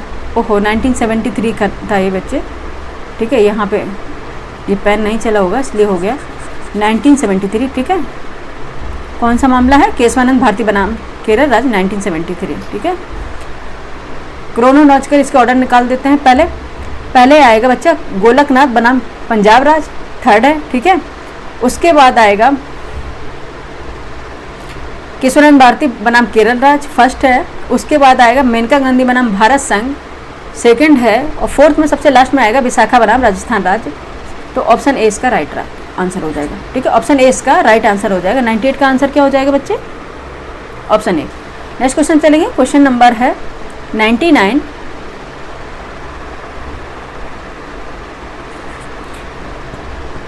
ठीक है, 99 है सुप्रीम कोर्ट के ऐतिहासिक निर्णयों को नीचे दिए गए कूट की सहायता से कालानुक्रमिक में रखें, ठीक है। क्रोनोलॉजिकल ऑर्डर इसमें भी रखना है। फर्स्ट है एस आर बोम्मई बनाम भारत संघ, सेकंड है के एस पुट्टुस्वामी बनाम भारत संघ, ठीक है। और थर्ड है साहेबानो केस, ठीक है। और फोर्थ है जोसेफ शाइन बनाम भारत संघ। नीचे दिए कूट की सहायता से सही उत्तर चुनना है। इसको क्रोनोलॉजिकल ऑर्डर में आपको अरेंज करना है, ठीक है। साहेबानो केस था, साहेबानो केस आया था 1985 में। कब आया था? 1985 में। केस क्या था? साहेबानो केस 1985 में आया था। मामला वर्सेस क्या था? मोहम्मद अहमद खान बनाम साहेबानो, ठीक है। ये साहेबानो बेगम के नाम से ये केस बहुत ज़्यादा फेमस है। और इसमें सुप्रीम कोर्ट ने निर्णय दिया था कि मुस्लिम महिलाओं को भी, ठीक है, आपराधिक प्रक्रिया संहिता सीआरपीसी के तहत धारा 125, ठीक है। अब क्या हो गई? धारा जो 125 थी अब बीएनएसएस की धारा 144 हो गई है। इसके तहत भरण पोषण यानी कि मेंटेनेंस का अधिकार था, ठीक है, मेंटेनेंस का अधिकार दिया। यह निर्णय भारत में समान नागरिक संहिता और महिला अधिकारों पर एक बहस का केंद्र भी बन गया था, ठीक है। कौन सा? साहेबानो केस बनाम मोहम्मद अहमद खान, ठीक है, बनाम साहेबानो बेगम, ठीक है। तो ये हो गया साहेबानो केस 1985 में आया था। नेक्स्ट है एस आर बोम्मई बनाम भारत संघ 1994 में आया था, ठीक है। 1994 में आया था ये मामला। एस आर बोम्मई बनाम भारत संघ 1994 में केस में संविधान के अनुच्छेद 356 आर्टिकल कौन सा? 356 आर्टिकल 356 के तहत क्या बताया था? राष्ट्रपति शासन की सीमा और उसके दुरुपयोगों पर सुप्रीम कोर्ट ने निर्णय दिया, ठीक है। और सुप्रीम कोर्ट ने निर्णय दिया और सुप्रीम कोर्ट ने कहा कि संवैधानिक तंत्र की विफलता के आधार पर ही राष्ट्रपति शासन लगाया जा सकता है, ठीक है। ये इसमें था एस आर बोम्मई बनाम भारत संघ में, ठीक है। नेक्स्ट है के एस पुट्टुस्वामी बनाम भारत संघ, ठीक है। ये आया था 2017 में, यानी कि 2017 का मामला है, काफ़ी चर्चित भी है, ठीक है। ये क्या है? निजता के अधिकार यानी राइट टू प्राइवेसी से संबंधित है। सुप्रीम कोर्ट ने कहा था कि निजता का अधिकार भारतीय संविधान के अनुच्छेद 21 के तहत एक मौलिक अधिकार है। यह डिजिटल युग में नागरिकों के अधिकारों की रक्षा के लिए एक ऐतिहासिक निर्णय था। ठीक है, डिजिटल युग में क्या है, राइट टू प्राइवेसी, ये क्या है, एक मौलिक अधिकार है। ठीक है, इसे भंग नहीं किया जा सकता। तो के.एस. पुट्टुस्वामी बनाम भारत संघ 2017 का ये निर्णय था। लास्ट में है जोसेफ शाइन बनाम भारत संघ। ठीक है, ये आया था 2018 में। ठीक है, ये आया था 2018 में, जोसेफ शाइन बनाम भारत संघ। ठीक है, केस में सुप्रीम कोर्ट ने भारतीय दंड संहिता आईपीसी की धारा 497 किससे तहत है, बताइए आप जल्दी से। 497 को असंवैधानिक घोषित कर दिया था। ये होती है एडल्ट्री। ठीक है, एडल्ट्री यानी कि व्यभिचार। ठीक है, अभी वर्तमान में जो एडल्ट्री थी 497 उसे निश्चित कर दिया गया। ठीक है, खत्म कर दिया गया है। पहले ये क्या था कि अपराध यानी क्राइम के मामले में यानी कि क्रिमिनल ऑफेंस था ये पहले, लेकिन कोर्ट ने इसे महिलाओं के सम्मान और समानता के अधिकार के खिलाफ पाया। इसलिए यह निर्णय लैंगिक समानता यानी जेंडर वाइज इक्वलिटी की दिशा में एक महत्वपूर्ण स्टेप था। ठीक है, तो फिर कौन सा आपको इस तरह से हमने आपको बता दी सारे निर्णय कब आए थे। अब इसको हम क्रोनोलॉजिकल ऑर्डर में रख लेते हैं, कौन सा पहले आया था। ठीक है, क्या हो जाएगा 99 का आंसर। ठीक है, सबसे पहले साइबानो केस है, थर्ड है। ठीक है, 1985 में आया था। उसके बाद है SR बोम्बे बनाम भारत संघ यानी कि फर्स्ट है। उसके बाद आएगा के.एस. पुट्टुस्वामी बनाम भारत संघ 2। उसके बाद आएगा फॉर जोसेफ शाइन बनाम भारत संघ यानी कि 4। 3124 होगा, 3124 वही हमारा राइट आंसर भी हो जाएगा। ऑप्शन ए राइट आंसर होगा। ठीक है, 99 का आंसर क्या हो जाएगा, ऑप्शन ए। ठीक है, नेक्स्ट क्वेश्चन पे चलेंगे। क्वेश्चन नंबर है 100। अच्छा है, आप लोगों को लग रहा होगा कि मैम इतना एक्सप्लेनेशन इसमें क्यों दे रही है, क्योंकि अगर क्रोनोलॉजिकल ऑर्डर में पूछ लिया और एक भी आपको सन इसमें मिसिंग हो गए बच्चे, तो वो गलत हो जाएगा ये क्वेश्चन। ठीक है, इसलिए मुझे दोनों ही क्वेश्चन यानी 99 एंड 98 में बताने पड़े हैं कि कब कब किस ईयर में ये केस आए थे। ठीक है, नेक्स्ट क्वेश्चन पे चलेंगे। क्वेश्चन नंबर है 100। क्वेश्चन नंबर 100, नीचे दो कथन दिए गए जिनमें से एक को अभिकथन है, दूसरे कारण आर कहा गया। अब जल्दी से करेंगे। अभिकथन है प्रधानमंत्री मंत्रिपरिषद का प्रमुख होता है। ठीक है, कारण आर है राष्ट्रपति प्रधानमंत्री की नियुक्ति करता है और वो अपने विवेक से मंत्रियों का चयन करता है। ठीक है, यहीं पे देख लेते हैं, कूट अपने नेक्स्ट में दिए गए बता देते हैं कि प्रधानमंत्री मंत्रिपरिषद का प्रमुख होता है, बिल्कुल सही है। ठीक है, एब्सोल्युटली करेक्ट। कारण आर है राष्ट्रपति प्रधानमंत्री की नियुक्ति करता है, यहाँ तक तो सही है कि राष्ट्रपति प्रधानमंत्री की नियुक्ति करता है और अपने विवेक से मंत्रियों का चयन करता है, ये गलत है। ठीक है, यहाँ तक सही है, लेकिन वो अपने विवेक से मंत्रियों का चयन नहीं करता, इसमें प्राइम मिनिस्टर यानी कि पीएम की सलाह पर वो और मंत्रियों की नियुक्ति करता है। ठीक है, इसलिए कारण गलत हो जाएगा। तो ऑप्शन आपका क्या हो जाएगा 100 का, ए कथन गलत है और सत्य है, देख लेते हैं। ठीक है, चलते हैं अपने नेक्स्ट पेज पर। 100 का कूट देख लेते हैं। ठीक है, ये आ गया कूट आप लोगों के सामने। ए आर दोनों सही, आर ए का सही स्पष्टीकरण, ए आर दोनों सही, किला आर ए का सही स्पष्टीकरण नहीं, क्या था ए सही लेकिन आर गलत। ये हमने पहले ही बता दिया क्योंकि हमें वहाँ बताना था, फिर बाद में कूट बाद में दिए थे। तो ऑप्शन सी राइट आंसर हो जाएगा 100 का। ठीक है, नेक्स्ट क्वेश्चन चलेंगे। आपको पता होगा मंत्रिपरिषद का प्रमुख क्या होता है, पीएम होता है, और ये यानी कि प्रेसिडेंट के इसे नियुक्त अपॉइंट करता है, लेकिन ये अन्य मंत्रियों को जब नियुक्ति करता है तो यानी कि पीएम की सहायता यानी कि पीएम की सलाह पर ही करता है। ठीक है, नेक्स्ट क्वेश्चन चलेंगे। समीर फोन रिसीव कर लो, बोल पढ़ा रही। नेक्स्ट क्वेश्चन पर चलेंगे। क्वेश्चन नंबर है 101। क्वेश्चन नंबर है 101। सूची फर्स्ट को सूची सेकंड से सुमेलित कीजिए तथा नीचे दिए कूट की सहायता से सही उत्तर का चयन कीजिए। सूची फर्स्ट है एक तरफ सूची सेकंड है, एक तरफ आर्टिकल दिए गए हैं, एक तरफ आपको दिए गए प्रावधान, उसको सुमेलित करना, उसके बाद आपको आंसर निकालना है। ठीक है, सबसे पहले देख लेते हैं, सुमेलित कर लेते हैं। क्वेश्चन नंबर 101 है राष्ट्रीय आपातकाल है। ठीक है, राष्ट्रीय आपातकाल है किसमें, आर्टिकल 352 में है। ठीक है, 352 में आपको पता है मौलिक कर्तव्य है यानी कि फंडामेंटल ड्यूटीज़ की बात हो रही है, तो कहाँ पे है ये, आर्टिकल 51A में है। ठीक है, राष्ट्रपति द्वारा क्षमा अधिकार है, जो राष्ट्रपति को पार्डन का जो राइट्स है वो आर्टिकल 72 में है, और वित्त आयोग है आर्टिकल 280 में है। ठीक है, 101 का आंसर क्या हो जाएगा, 101 का आंसर देख लेते हैं फिर पहले। अरे पहले तो हम मिला लेते तो सीधे सीधे सुमेलित है 1 2 3 4। ऑप्शन ए इसका राइट आंसर हो जाएगा। ठीक है, ऑप्शन ए क्या हो जाएगा 101 का, ऑप्शन ए राइट आंसर हो जाएगा। ठीक है, नेक्स्ट क्वेश्चन पे चलेंगे। क्वेश्चन नंबर 102 है। ठीक है, क्वेश्चन नंबर 102 है। एक मिनट बच्चे, थोड़ा इसका सेट करेंगे, थोड़ा यहाँ पे क्वेश्चन पूरा नहीं आ रहा था। क्वेश्चन नंबर है 102, भारत के राष्ट्रपति के बारे में निम्नलिखित कथनों पर विचार करना है। ठीक है, भारत के राष्ट्रपति के बारे में निम्नलिखित कथनों पर विचार करना है। आइए कर लेते हैं। फर्स्ट स्टेटमेंट है, राष्ट्रपति राज्यसभा के 12 सदस्यों को नामित कर सकते हैं जिनके पास साहित्य, विज्ञान, कला और सामाजिक सेवा के विशेष ज्ञान का व्यवहारिक अनुभव हो। ठीक है, और सेकंड स्टेटमेंट है, राष्ट्रपति को भारतीय संविधान के तहत मंत्रिपरिषद की अध्यक्षता करने का अधिकार प्राप्त है। ठीक है, उपयुक्त कथनों में से कौन से कथन सही आपको बताना है। नीचे दिए कूट की सहायता से सही उत्तर चुनना है। ऑप्शन ए केवल एक, ऑप्शन बी केवल दो, ऑप्शन सी एक और दोनों, और डी है ना तो एक ना ही दो। आइए देख लेते हैं। राष्ट्रपति राज्यसभा के 12 सदस्यों को नामित करते हैं। ठीक है, नॉमिनेटेड करते हैं, बिल्कुल सही, जिनके पास साहित्य, विज्ञान, कला और समाज सेवा के विशेष ज्ञान का व्यावहारिक अनुभव होता है। ये स्टेटमेंट बिल्कुल सही है। सेकंड स्टेटमेंट दिया गया कि राष्ट्रपति को भारतीय संविधान के तहत मंत्रिपरिषद की अध्यक्षता करने का अधिकार प्राप्त है। ये गलत है। ठीक है, राष्ट्रपति को भारतीय संविधान के तहत मंत्रिपरिषद की अध्यक्षता करने का अधिकार बिल्कुल भी नहीं है। ठीक है, ये गलत हो जाएगा। 102 का आंसर क्या हो जाएगा। ठीक है, आर्टिकल 74 के तहत अगर हम देखें, आर्टिकल 74 अकॉर्डिंग भारतीय संविधान के अनुच्छेद 74 के अकॉर्डिंग हम देखें तो राष्ट्रपति को मंत्रिपरिषद की सहायता और सलाह प्राप्त करने का अधिकार है। ठीक है, लेकिन इसकी अध्यक्षता करने का अधिकार कतई नहीं है। ठीक है, तो ऑप्शन क्या हो जाएगा, सेकंड रॉन्ग हो गया, तो ऑप्शन हो जाएगा फर्स्ट स्टेटमेंट सही हो जाएगा। केवल एक सही है, केवल एक सही है, उसमें सही पूछा था। ऑप्शन ए आ जाएगा इसका राइट आंसर।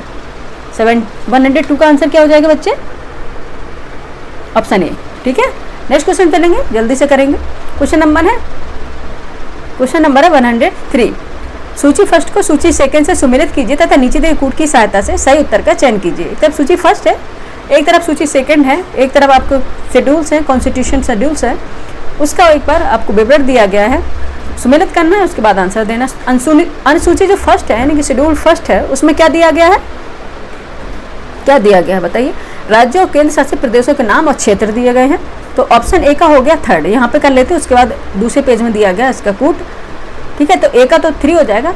और शेड्यूल सेकंड में यानी कि अनुसूची सेकंड में क्या दिया गया है, अनुसूची सेकंड में है राष्ट्रपति, राज्यपाल आदि की परिलब्धियां और भत्ते। ठीक है, तो क्या हो गया, बी का हो गया 2। और सी है अनुसूची 8th में क्या दिया गया, संविधान द्वारा मान्यता प्राप्त भाषाएं हैं। ठीक है, तो सी का हो गया फर्स्ट। ओके, और डी में क्या है, सबको ही जानता है। ठीक है, डी क्या है 11 यानी कि अनुसूची 11 में क्या है, पंचायतों से संबंधित विषय है। ठीक है, तो ये हो गया 4। तो 3214 देखते हैं किसमें है, 3214 नेक्स्ट पेज पे होगा। नेक्स्ट पेज पे चलते हैं। ठीक है, 3214 ओके, ये आ गया। ठीक है, क्या हो गया, 3214 निकला था। ठीक है, ये आंसर हो गया। तो आंसर क्या हो गया, डी। ठीक है, 103 का आंसर क्या हो गया बच्चे, डी हो गया। ठीक है, ओके, नेक्स्ट क्वेश्चन पे चलेंगे। क्वेश्चन नंबर शेड्यूल्स थी। ठीक है, कितनी शेड्यूल्स है हमारी, 12 है, तो 12 पूरी, उसमें क्या विवरण है सबको अच्छी तरह से देख लेना है। ठीक है, नेक्स्ट क्वेश्चन नंबर है 104।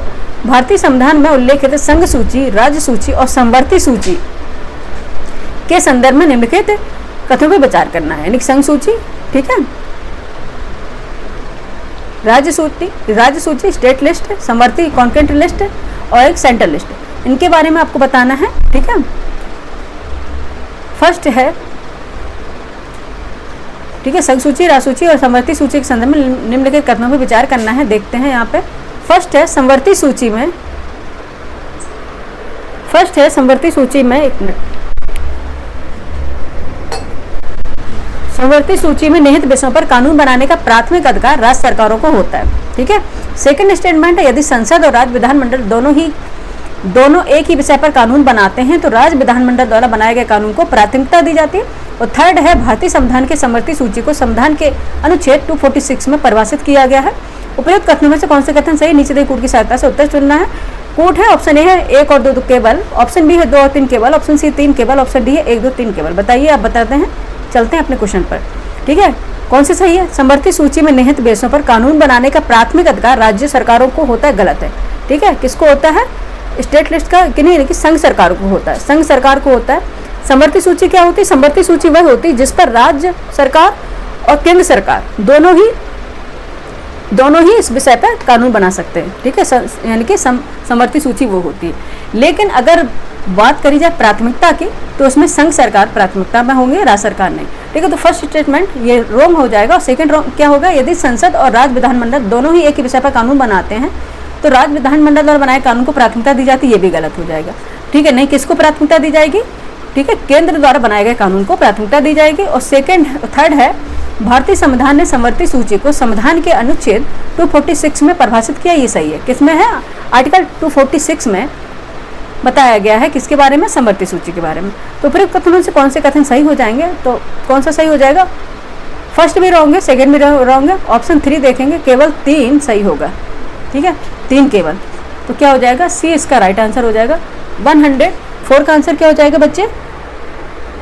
सी ऑप्शन राइट होगा। ओके, बिल्कुल राइट है। नेक्स्ट क्वेश्चन चलेंगे, क्वेश्चन नंबर है 5। क्वेश्चन नंबर 5 है, भारतीय संविधान में केंद्रीय वित्त आयोग के संदर्भ में निम्नलिखित कथनों में से कौन से कथन सत्य हैं? आज असत्य वाला बहुत कम ही पूछा गया इसमें, ठीक है। कौन से कथन सत्य हैं आपको बताना है। फर्स्ट है, इसका गठन प्रत्येक 5 वर्ष में एक बार किया जाता है। सेकंड है, इसका मुख्य कार्य करों के वितरण में केंद्र और राज्यों के बीच समन्वय स्थापित करना है, ठीक है। थर्ड है, वित्त आयोग की सिफारिशें राज्य सरकार पर बाध्यकारी होती हैं। उपरोक्त कथनों में से कौन से कथन सही है? ठीक है। ऑप्शन ए है 1 और 2 केवल, ऑप्शन बी है 2 3 केवल, ऑप्शन सी है 1 और 3 केवल, ऑप्शन डी 1 2 3 केवल। अब बताइए, ठीक है। इसका गठन प्रत्येक 5 वर्ष में एक बार किया जाता है। और कौन करता है? राष्ट्रपति के द्वारा किया जाता है, आपको पता होगा, ठीक है, राष्ट्रपति के द्वारा किया जाता है, ये सही है। इसका मुख्य कार्य करों के वितरण में केंद्र और राज्यों के बीच समन्वय स्थापित करना, ये भी सही है, ठीक है। लेकिन इसमें दिया है वित्त आयोग की सिफारिशें सरकार पर बाध्यकारी होती है, गलत है, ठीक है। वित्त आयोग की कोई भी सिफारिश सरकार पर बाध्यकारी नहीं होती, ठीक, क्या होती है? केवल सलाहकार प्रकृति की होती है, ठीक है, ठीक है। हालांकि अगर बात करें तो ये व्यवहारिक रूप से इनकी सलाह जो होती है, इनका महत्व होता है, ठीक है। और जो सरकार जो होती है प्रायः इनकी बात मानती भी है, लेकिन बाउंडेशन नहीं है कि उनकी सलाह ज़बरदस्ती मानी जाए, ठीक है। तो ये थर्ड, ये स्टेटमेंट गलत हो जाएगा। तो थर्ड का स्टेटमेंट गलत होने से आपके कौन से आंसर है? 1 और 2, ठीक है, 1 और 2। ऑप्शन ए इसका राइट आंसर हो जाएगा। ऑप्शन ए इसका राइट आंसर हो जाएगा, ठीक है। 105 का आंसर क्या हो जाएगा बच्चे? ठीक है, ऑप्शन ए, ठीक है। नेक्स्ट क्वेश्चन चलेंगे, क्वेश्चन नंबर है 106। क्वेश्चन नंबर है 106। नीचे दो कथन दिया है, उनमें से एक अभिकथन ए तथा दूसरे को कारण आर कहा गया है। अभिकथन है, संविधान की प्रस्तावना प्रियम्बल न्यायिक रूप से परिवर्तनीय यानी कि जस्टिसेबल नहीं है, ठीक है, ये बताया गया। कारण आर है, प्रस्तावना केवल संविधान के उद्देश्यों को स्पष्ट करती है और कोई कानूनी अधिकार प्रदान नहीं करती। नीचे दिए कुल का सही उत्तर आपको चुनना है। ऑप्शन ए है कथन कारण दोनों सही है और कारण कथन के सही स्पष्टीकरण है। बी है कथन कारण दोनों सही है लेकिन कथन का सही स्पष्टीकरण नहीं है। सी है कथन सही लेकिन कारण गलत। डी है कथन और कारण दोनों गलत। बताइए 106 का आंसर क्या हो जाएगा? ठीक है, संविधान की जो प्रस्तावना यानी प्रियम्बल के बारे में न्यायिक रूप से परिवर्तनीय जस्टिसेबल नहीं है, ठीक है। इसको लेकर आप प्रस्तावना को लेकर आप न्यायालय नहीं जा सकते, ठीक है, यानी कोर्ट नहीं जा सकते, ये क्या है, जस्टिसेबल नहीं है, ठीक है।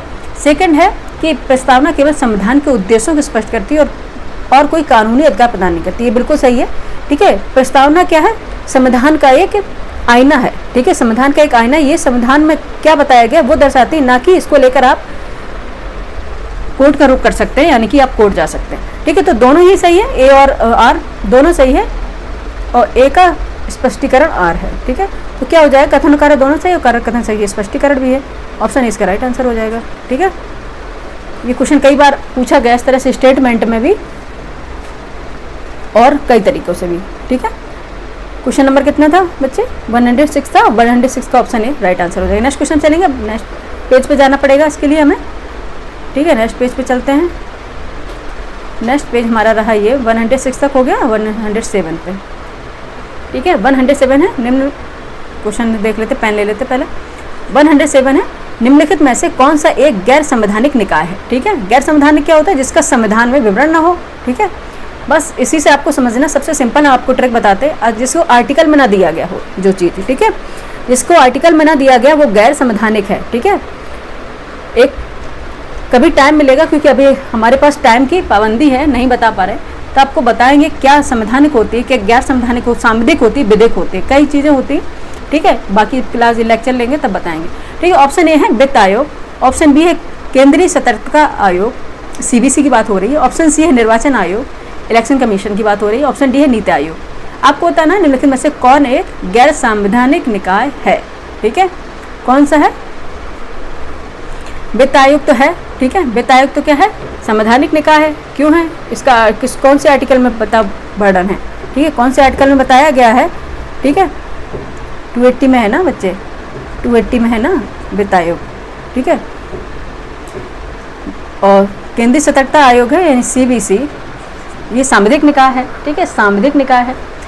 और निर्वाचन आयोग ये भी है संवैधानिक निकाय, लेकिन नीति आयोग जो है, नीति आयोग है ये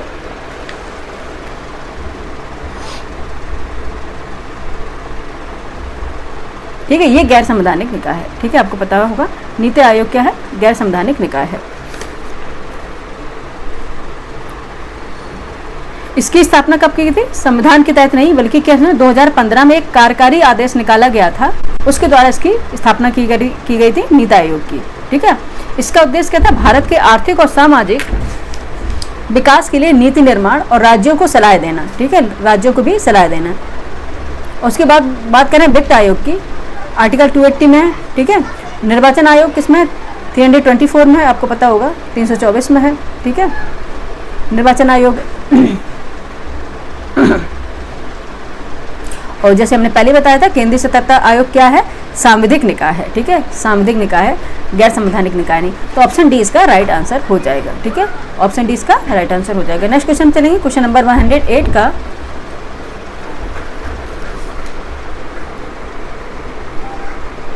ठीक है, 108 है,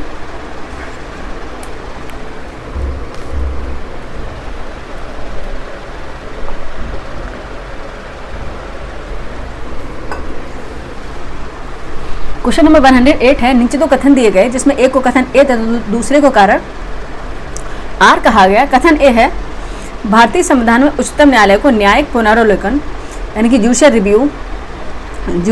रिव्यू की शक्ति प्राप्त है। कारण आर है कि न्यायिक पुनरावलोकन का उद्देश्य विधायिका और कार्यपालिका के कार्यों की संवैधानिकता की समीक्षा करना है, ठीक है। कूट क्या है, कथन सही लेकिन कारण गलत है। बी है कथन और कारण दोनों सही लेकिन कारण कथन का सही स्पष्टीकरण नहीं है। सी है कथन कारण दोनों सही है और कारण कथन का सही स्पष्टीकरण है। ऑप्शन में डी में दिया है कथन और कारण दोनों गलत है। बताइए 108 का आंसर क्या हो जाएगा बच्चे?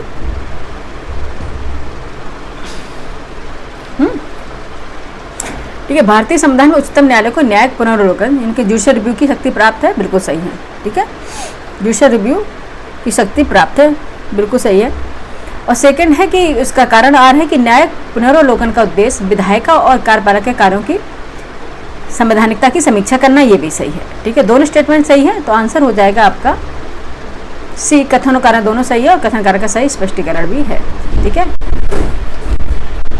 108 का आंसर क्या हो जाएगा? ऑप्शन सी हो जाएगा, ठीक है। नेक्स्ट क्वेश्चन चलेंगे, क्वेश्चन नंबर 109 जल्दी से कराएंगे, काफ़ी क्वेश्चन है अभी, 140 तक क्वेश्चन करने हैं। भारत सरकार अधिनियम 1935 में संघीय न्यायालय यानी कि फेडरल कोर्ट की स्थापना कब की गई? ठीक है, फेडरल कोर्ट की स्थापना कब हुई थी ये आपको बताना है। ऑप्शन ए है 1939, ऑप्शन बी है 1937, ऑप्शन सी 1942, ऑप्शन डी है 1945। बताइए भारत सरकार अधिनियम 1935 में संघीय न्यायालय फेडरल कोर्ट की स्थापना कब की गई थी? 1937 में की गई थी, ठीक है। जो भारत सरकार अधिनियम 1935 थे इसके तहत फेडरल कोर्ट की स्थापना की गई थी 1937 में, ठीक है। ऑप्शन बी इसका राइट आंसर हो जाएगा, ठीक है। चलते नेक्स्ट क्वेश्चन चल देंगे, क्वेश्चन नंबर 110 है, ठीक है। पौधों की पुरानी पत्तियों में होने वाला, अभी साइंस से क्वेश्चन आ गए, अभी पॉलिटिक्स से क्वेश्चन थे, खत्म हो गए, अभी साइंस से क्वेश्चन है। पौधों की पुरानी पत्तियों में होने वाला क्लोरोसिस निम्नलिखित में से किस पोषक तत्व की कमी के कारण होता है? ठीक है। Option A zinc, option B calcium, option C nitrogen, option D phosphorus. बताइए क्या हो जाएगा 110 का आंसर? 110 का आंसर क्या हो जाएगा, फटाफट बताइए, जल्दी से क्वेश्चन कर लेते हैं। 110 का आंसर क्या हो जाएगा, नाइट्रोजन की कमी से हो जाएंगे। ठीक है, नाइट्रोजन की कमी से हो जाएंगे।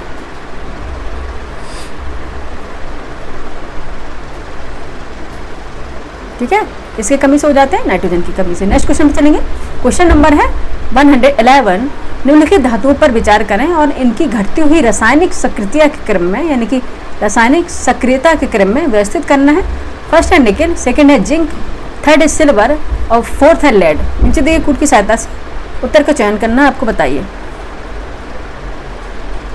क्या हो जाएगा 111 का आंसर। ठीक है, पहले है जिंक। ठीक है, पहले है जिंक, उसके बाद आएगा निकेल, उसके बाद लेड। सबसे कम सक्रियता होती है किसकी, सिल्वर की। ठीक है, सिल्वर यानी चांदी। तो ऑप्शन डी इसका राइट आंसर हो जाएगा। ठीक है, ऑप्शन डी इसका क्या है, राइट आंसर हो जाएगा। एक मिनट, हम इसको एरो इसको खिसका देते हैं थोड़ा इधर साइड। ओके, ठीक है, ऑप्शन डी इसकी राइट आंसर हो जाएगा। ठीक है, 11 का। नेक्स्ट क्वेश्चन में चलें। क्वेश्चन नंबर है 112। क्वेश्चन नंबर है 112।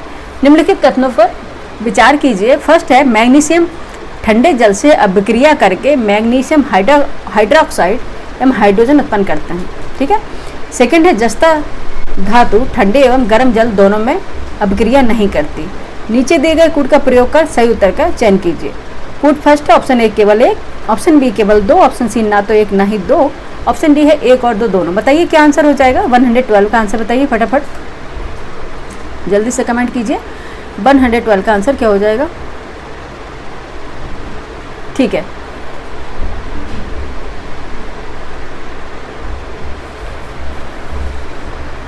मैग्नीशियम ठंडे जल से अभिक्रिया करके मैग्नीशियम हाइड्रोक्साइड एवं हाइड्रोजन उत्पन्न करता है, ये गलत हो जाएगा बच्चे।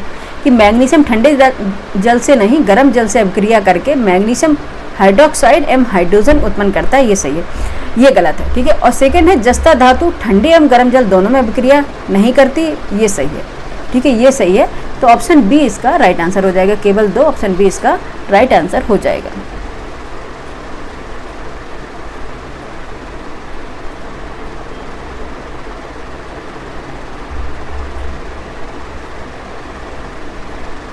ठीक है, नेक्स्ट क्वेश्चन चलेंगे। क्वेश्चन नंबर है 113।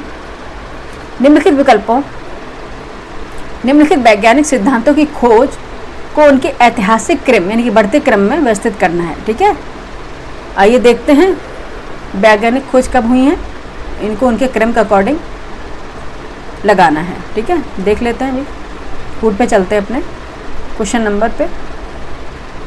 ठीक है, ये आ गया। ठीक है, पहले है सबसे पहले न्यूटन का गुरुत्वाकर्षण सिद्धांत। ठीक है, फर्स्ट है न्यूटन का गुरुत्वाकर्षण सिद्धांत, सेकंड है डाल्टन यानी कि डाल्टन का परमाणु सिद्धांत, थर्ड है मेंडल का आनुवांशिकता सिद्धांत और फोर्थ है डार्विन का प्राकृतिक वर्ण सिद्धांत। ठीक है, 113 का आंसर बताइए फटाफट, क्या हो जाएगा। ठीक है, क्या हो जाएगा 113 का आंसर। ठीक है, पहले है न्यूटन का गुरुत्वाकर्षण सिद्धांत। ठीक है, पहले कौन सा है, न्यूटन का गुरुत्वाकर्षण सिद्धांत, और ये कब आया था 1687 में। ठीक है, 1687 में, ईयर बता दे रहे हैं। ठीक है,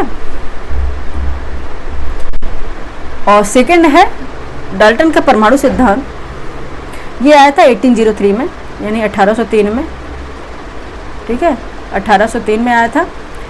और फोर्थ आया था डार्विन का प्राकृतिक वर्ण सिद्धांत, ये आया था 1859 में, ये आया था 1859 में। लास्ट है थर्ड मेंडल का आनुवांशिकता सिद्धांत। ठीक है, मेंडल का आनुवांशिकता सिद्धांत 1865 में आया था।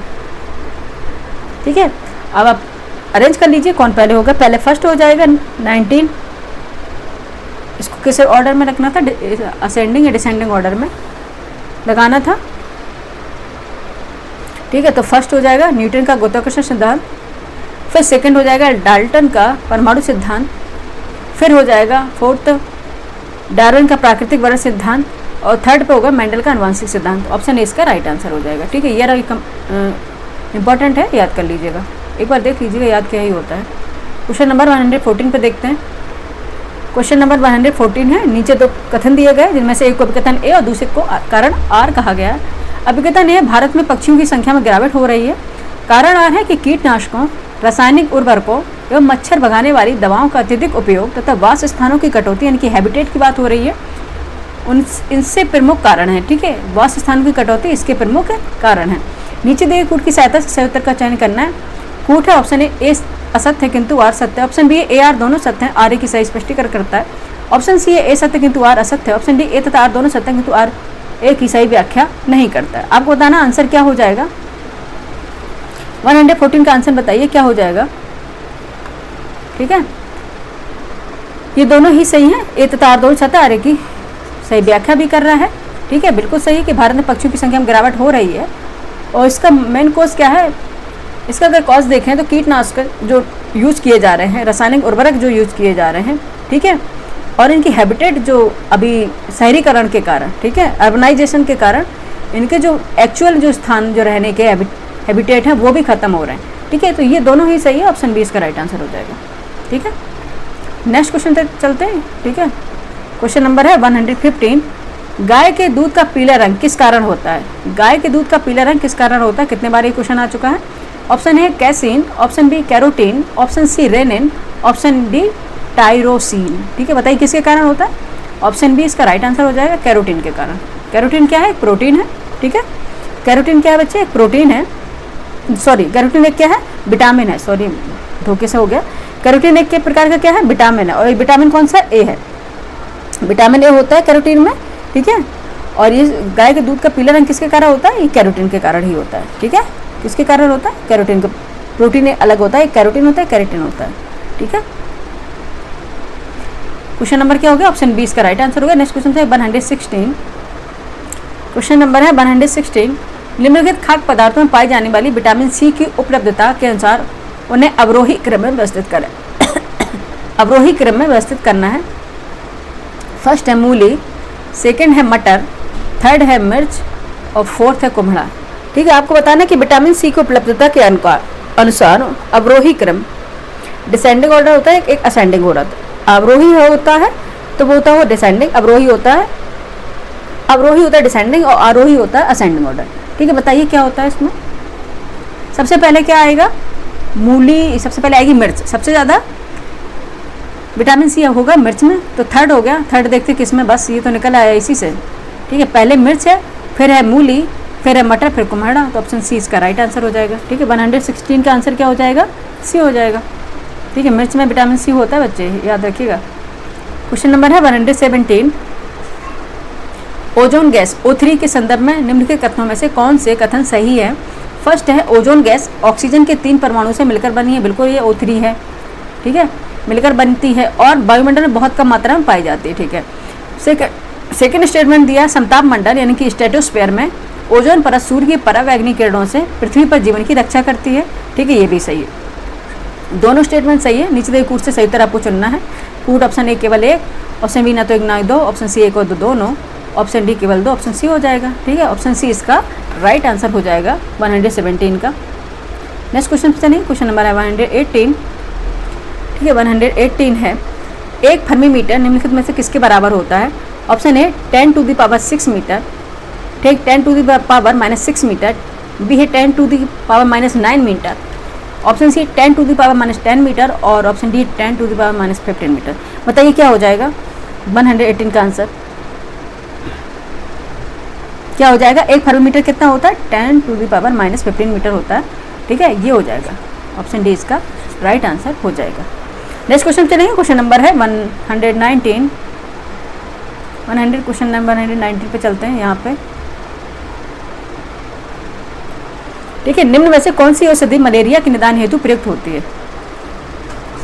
आपको बताएं निम्नलिखित में से कौन सी औषधि मलेरिया के निदान हेतु प्रयुक्त होती है। फर्स्ट है पेनिसिलिन, बी है Otrivin, option C insulin, option D है टेट्रासाइक्लिन। बताइए कौन सा होता है जिससे मलेरिया की मेडिसिन है वो, बताइए आपको। 119 का आंसर बताइए फटाफट, क्या हो जाएगा, कौन सी हो जाएगी, एट्रिविन। एट्रिविन है, ये मलेरिया में प्रयुक्त होने वाली मेडिसिन है, ऑप्शन बी इसका राइट आंसर हो जाएगा। नेक्स्ट क्वेश्चन चलेंगे, क्वेश्चन नंबर है 120। निम्नलिखित कथनों पर विचार कीजिए। फर्स्ट है मूत्र हल्का अम्लीय होता है जिसका pH 6.0 होता है, यूरिन की बात हो रही। सेकंड है मूत्र का पीला रंग उसमें उपस्थित वर्णक यूरोक्रोम के फलस्वरूप होता है। नीचे दिए कूट का प्रयोग का सही उत्तर चुनना है। ऑप्शन ए और दो दोनों, ऑप्शन बी केवल एक, ऑप्शन डी ना तो एक ना ही दो, ऑप्शन डी केवल दो। बताइए आंसर क्या हो जाएगा 120 का। ठीक है, क्या हो जाएगा, एक दो दोनों ही सही है। ठीक है, यूरिन का जो अम्लीय होता है pH मान 6.0 होता है और इसका पीला रंग इसमें क्या होता है, उपस्थित वर्णक यूरोक्रोम के फलस्वरूप ही होता है। ठीक है, तो ये ऑप्शन ए इसका राइट आंसर हो जाएगा यूरिन का। नेक्स्ट क्वेश्चन चलते हैं 121।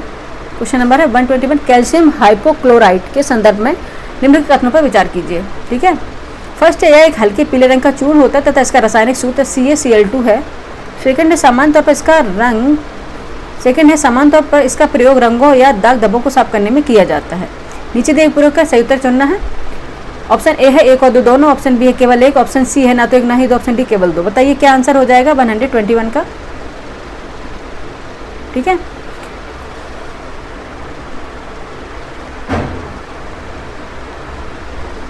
ठीक है, ये क्या है, इसका रासायनिक सूत्र क्या बच्चा, CaCl2 नहीं होता है, क्या होता है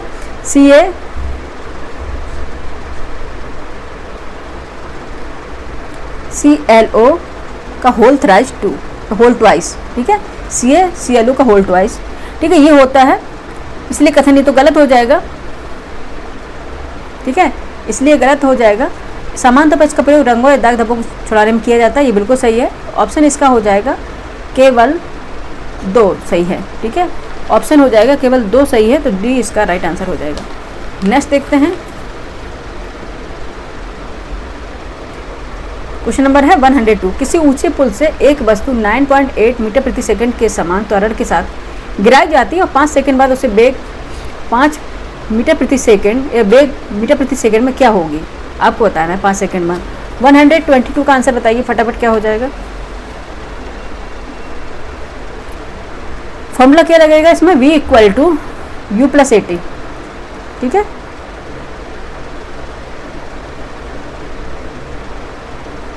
v = कितना है, u कितना है 9.8, एक मिनट ये पेन में हमारा दिक्कत हो जाती है इसमें। 9.8 × 5 कितना आ जाएगा 49 मीटर प्रति सेकंड। ठीक है, 49 मीटर प्रति सेकंड आ जाएगा, सी इसका राइट ऑप्शन हो जाएगा। ठीक है, 102 का क्या हो जाएगा, सी हो जाएगा राइट आंसर। ठीक है, v = u + at। ठीक है, फिजिक्स का ये है। नेक्स्ट क्वेश्चन पे चलते हैं। क्वेश्चन नंबर है 123। सूची फर्स्ट को सूची सेकंड से सम्मिलित कीजिए तथा नीचे दिए कूट की सहायता से उत्तर का चयन कीजिए। सूची फर्स्ट में है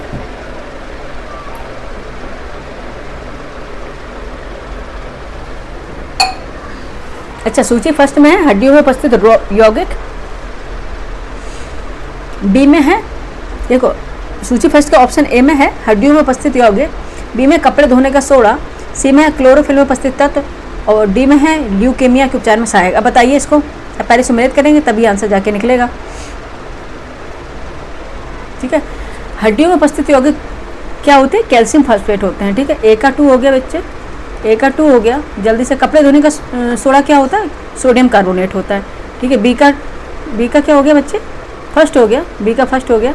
ठीक है, और क्लोरोफिल में उपस्थित तो कौन सा होता है, मैग्नीशियम होता है। ठीक है, मैग्नीशियम होता है, तो सी का हो गया थर्ड। और डी क्या है, ल्यूकेमिया, यानी ल्यूकेमिया के उपचार में जो सहायक होता है कोबाल्ट 16 होता है। ठीक है, तो 4 हो गया, 4 हो गया, ये 1 लगाया था क्या, ए का 2, अच्छा 2134 जिसमें होगा वही हमारा आंसर हो जाएगा। ठीक है, 2134 ऑप्शन सी इसका राइट आंसर निकल आया। ठीक है, ऑप्शन सी इसका राइट आंसर निकल आया 123 का। ठीक है, नेक्स्ट क्वेश्चन चलेंगे। क्वेश्चन नंबर है 124। क्वेश्चन नंबर है 124। नीचे दो कथन दिए जिसमें एक को विकथन ए और दूसरे को कारण आर कहा गया है। विकथन ए, सेब का हृदय रोगियों के लिए विशेष महत्व होता है। ठीक है, विकथन में दिया गया है। कारण आर है, सेब में पाया जाने वाला एंटीऑक्सीडेंट रक्त वाहिनियों में पाई जाने वाली वसा से सुरक्षा प्रदान करता है। नीचे दिए कूट की सहायता सही उत्तर चुनना, ये दोनों ही सही है और एक दूसरे की व्याख्या भी कर रहे हैं। सेब हृदय रोगियों का विशेष महत्व है और सेब में पाया जाना एंटीऑक्सीडेंट होता है जो रक्त वाहिनियों में पाए जाने वसा को तोड़ता है। ठीक है, उससे सुरक्षा करता है। तो 124 का आंसर देखते हैं क्या होगा। ठीक है, 124 का कूट में चलते हैं अभी। ठीक है, 124 का आंसर क्या हो गया? ए तथा दोनों सही है, आर की सही व्याख्या भी कर रहा है। ठीक है, सही व्याख्या भी कर रहा है, तो ऑप्शन बी इसका राइट आंसर हो गया। ऑप्शन बी राइट आंसर हो गया 124 का। 125 क्वेश्चन नंबर 125 है, यदि गैस का आयतन, ठीक है, यदि गैस का आयतन 2.0 लीटर है, जब उसका तापमान 273 केल्विन है, यदि तापमान 546 केल्विन तक बढ़ जाता है तो आयतन में कितनी वृद्धि होगी यदि गैस का दबाव और मात्रा स्थिर रहे? 125 का आंसर बताइए। 125 का आंसर बताइए, क्या हो जाएगा? कितने की वृद्धि होगी? ठीक है, इसमें हम आपको फॉर्मूला बताते हैं, आप इसमें लगा के देख लीजिए। V1/T1 इक्वल टू V2/T2, ये फॉर्मूला में रख दीजिए, आंसर आ जाएगा। 125 का आंसर क्या हो जाएगा बच्चे? ऑप्शन ए हो जाएगा। ठीक है, ऑप्शन ए हो जाएगा, 2 लीटर आएगा। ठीक है, ऑप्शन इसका राइट आंसर हो जाएगा। V1/T1 equal to V2/T2। ठीक है, ये फॉर्मूला इसमें रख दीजिए, आंसर आ जाएगा। नेक्स्ट क्वेश्चन पे देखते हैं, क्वेश्चन नंबर है 126। एलपीजी के संदर्भ में निम्नलिखित कथनों में से कौन से कथन सही है? एलपीजी लिक्विड पेट्रोलियम गैस, ठीक है, लिक्विड पेट्रोलियम गैस। ठीक है, निम्नलिखित कथनों में से इसमें आपको विचार करना है, उसमें कौन से कथन सही है आपको बताना है। फर्स्ट स्टेटमेंट दिया है, एलपीजी हाइड्रोकार्बन गैसों का एक ज्वलनशील मिश्रण होता है जिसमें मुख्यतः प्रोपेन और ब्यूटेन होते हैं। सेकेंड स्टेटमेंट है, एलपीजी गैस के रिसाव की पहचान हेतु इसमें एथिल मर्कैप्टन नामक एक गंधयुक्त पदार्थ मिलाया जाता है। नीचे दिए कूट से सही उत्तर का चयन करना है। ऑप्शन ए केवल 1, ऑप्शन बी केवल 2, ऑप्शन सी 1 और 2 दोनों, ऑप्शन डी ना तो 1 ना ही 2। बताइए क्या हो जाएगा आंसर? हाँ, एलपीजी जो हाइड्रोकार्बन गैसों का एक ज्वलनशील मिश्रण है, ये बिल्कुल सही है, और इसमें प्रोपेन और ब्यूटेन नामक, ठीक है, प्रोपेन और ब्यूटेन नामक सब्सटेंस पाए जाते हैं। और सेकंड है, एलपीजी गैस के रिसाव की पहचान के लिए इसमें एथिल मर्कैप्टन नामक एक गंधयुक्त पदार्थ मिलाया जाता है। ये दोनों ही सही है, और दोनों ही सही होने से आंसर क्या हो जाएगा अपना? दोनों, 1 और 2 सही, दोनों ही सही। ऑप्शन सी इसका राइट आंसर हो जाएगा। क्वेश्चन नंबर क्या था? 126 का राइट आंसर क्या हो जाएगा बच्चे? सी। नेक्स्ट क्वेश्चन चलिए, क्वेश्चन नंबर 127। ठीक, क्वेश्चन नंबर है 127। लोगों के बीच गुस्से में होने वाली बातचीत में ध्वनि प्रबलता का स्तर होता है। ठीक है, ध्वनि प्रबलता है डेसिबल। ठीक है, मैं स्तर क्या होता है? ऑप्शन ए है लगभग 70 से 80 डेसिबल होता है, ऑप्शन बी लगभग 19 से 95 डेसिबल होता है, ऑप्शन सी है लगभग 30 से 60 डेसिबल होता है, ऑप्शन डी लगभग 100 से 110 डेसिबल होता है। 127 का आंसर बताइए फटाफट, क्या हो जाएगा? क्या हो जाएगा? लगभग 70 से 80 डेसिबल की नॉइस होती है जब ध्वनि प्रबलता, जब गुस्से में कोई बात करता है, तो ऑप्शन हो जाएगा ए राइट आंसर। ठीक है, नेक्स्ट क्वेश्चन चलते हैं 128 पर। नीचे 2 कथन दिए गए जिसमें एक अभिकथन ए और दूसरे कारण आर का है। अभिकथन ए है, मेढक उभयचर वर्ग का जंतु है, ठीक है, जो जल तथा स्थल दोनों जगह रह सकता है। कारण आर है, मेढक की त्वचा कठोर होती है जिससे वह जल और वायु से ऑक्सीजन का आदान प्रदान नहीं कर सकता है।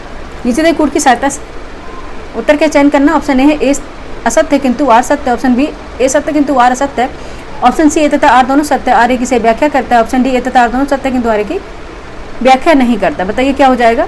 मेढक उभयचर वर्ग का जंतु है जो जल तथा स्थल दोनों में रहता है, ये बिल्कुल सही है। लेकिन आर में कहा है मेढक की त्वचा कठोर होती है जिससे वह जल और वायु में ऑक्सीजन का आदान प्रदान कर सकता है, ये गलत है। ठीक है, ये गलत हो जाएगा बच्चे, क्योंकि मेढक की त्वचा कठोर नहीं होती बल्कि इसका क्या होता है, इसकी त्वचा पारगम टाइप की होती है। ठीक है, जिससे यह पानी और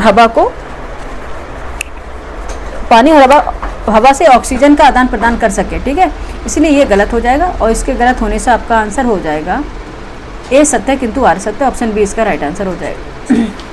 ऑप्शन बी इसका राइट आंसर हो जाएगा क्वेश्चन नंबर 128 का।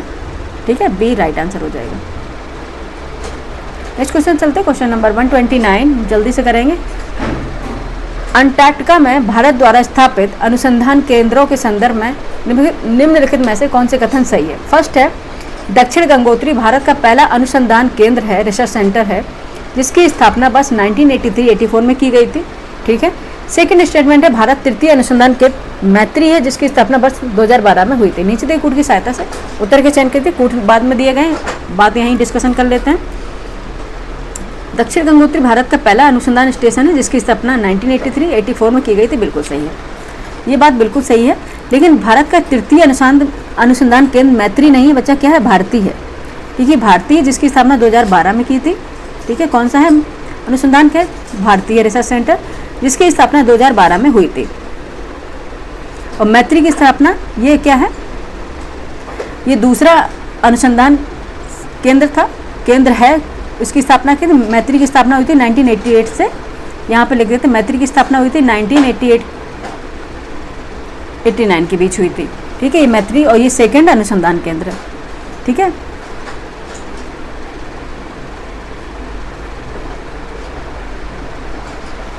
ठीक है, तो आपका फिर ये इसमें दिया था, गलत दिया था, कौन सा था? भारतीय था, तो आपका सेकंड गलत हो जाएगा। नीचे कूट का सहायता से उत्तर आपको चुनना है। चलते हैं नेक्स्ट पेज पर।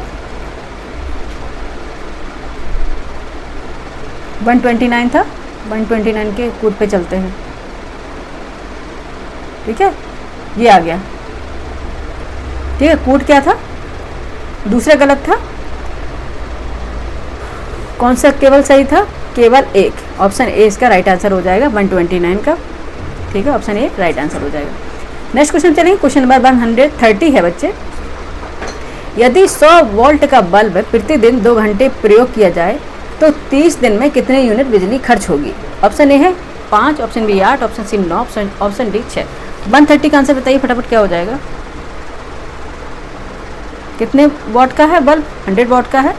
ठीक है, 100 वॉट का बल्ब है।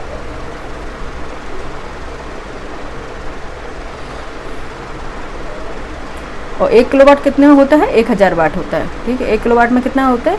1000 वाट होता है। तो ये कितना निकला है बेटा? 0.1 का हो गया। और प्रतिदिन खपत हो रही है 0.1 की। ठीक है, 0.1 की खपत हो रही है। और ये अगर 2 घंटे इसको जलाते हैं,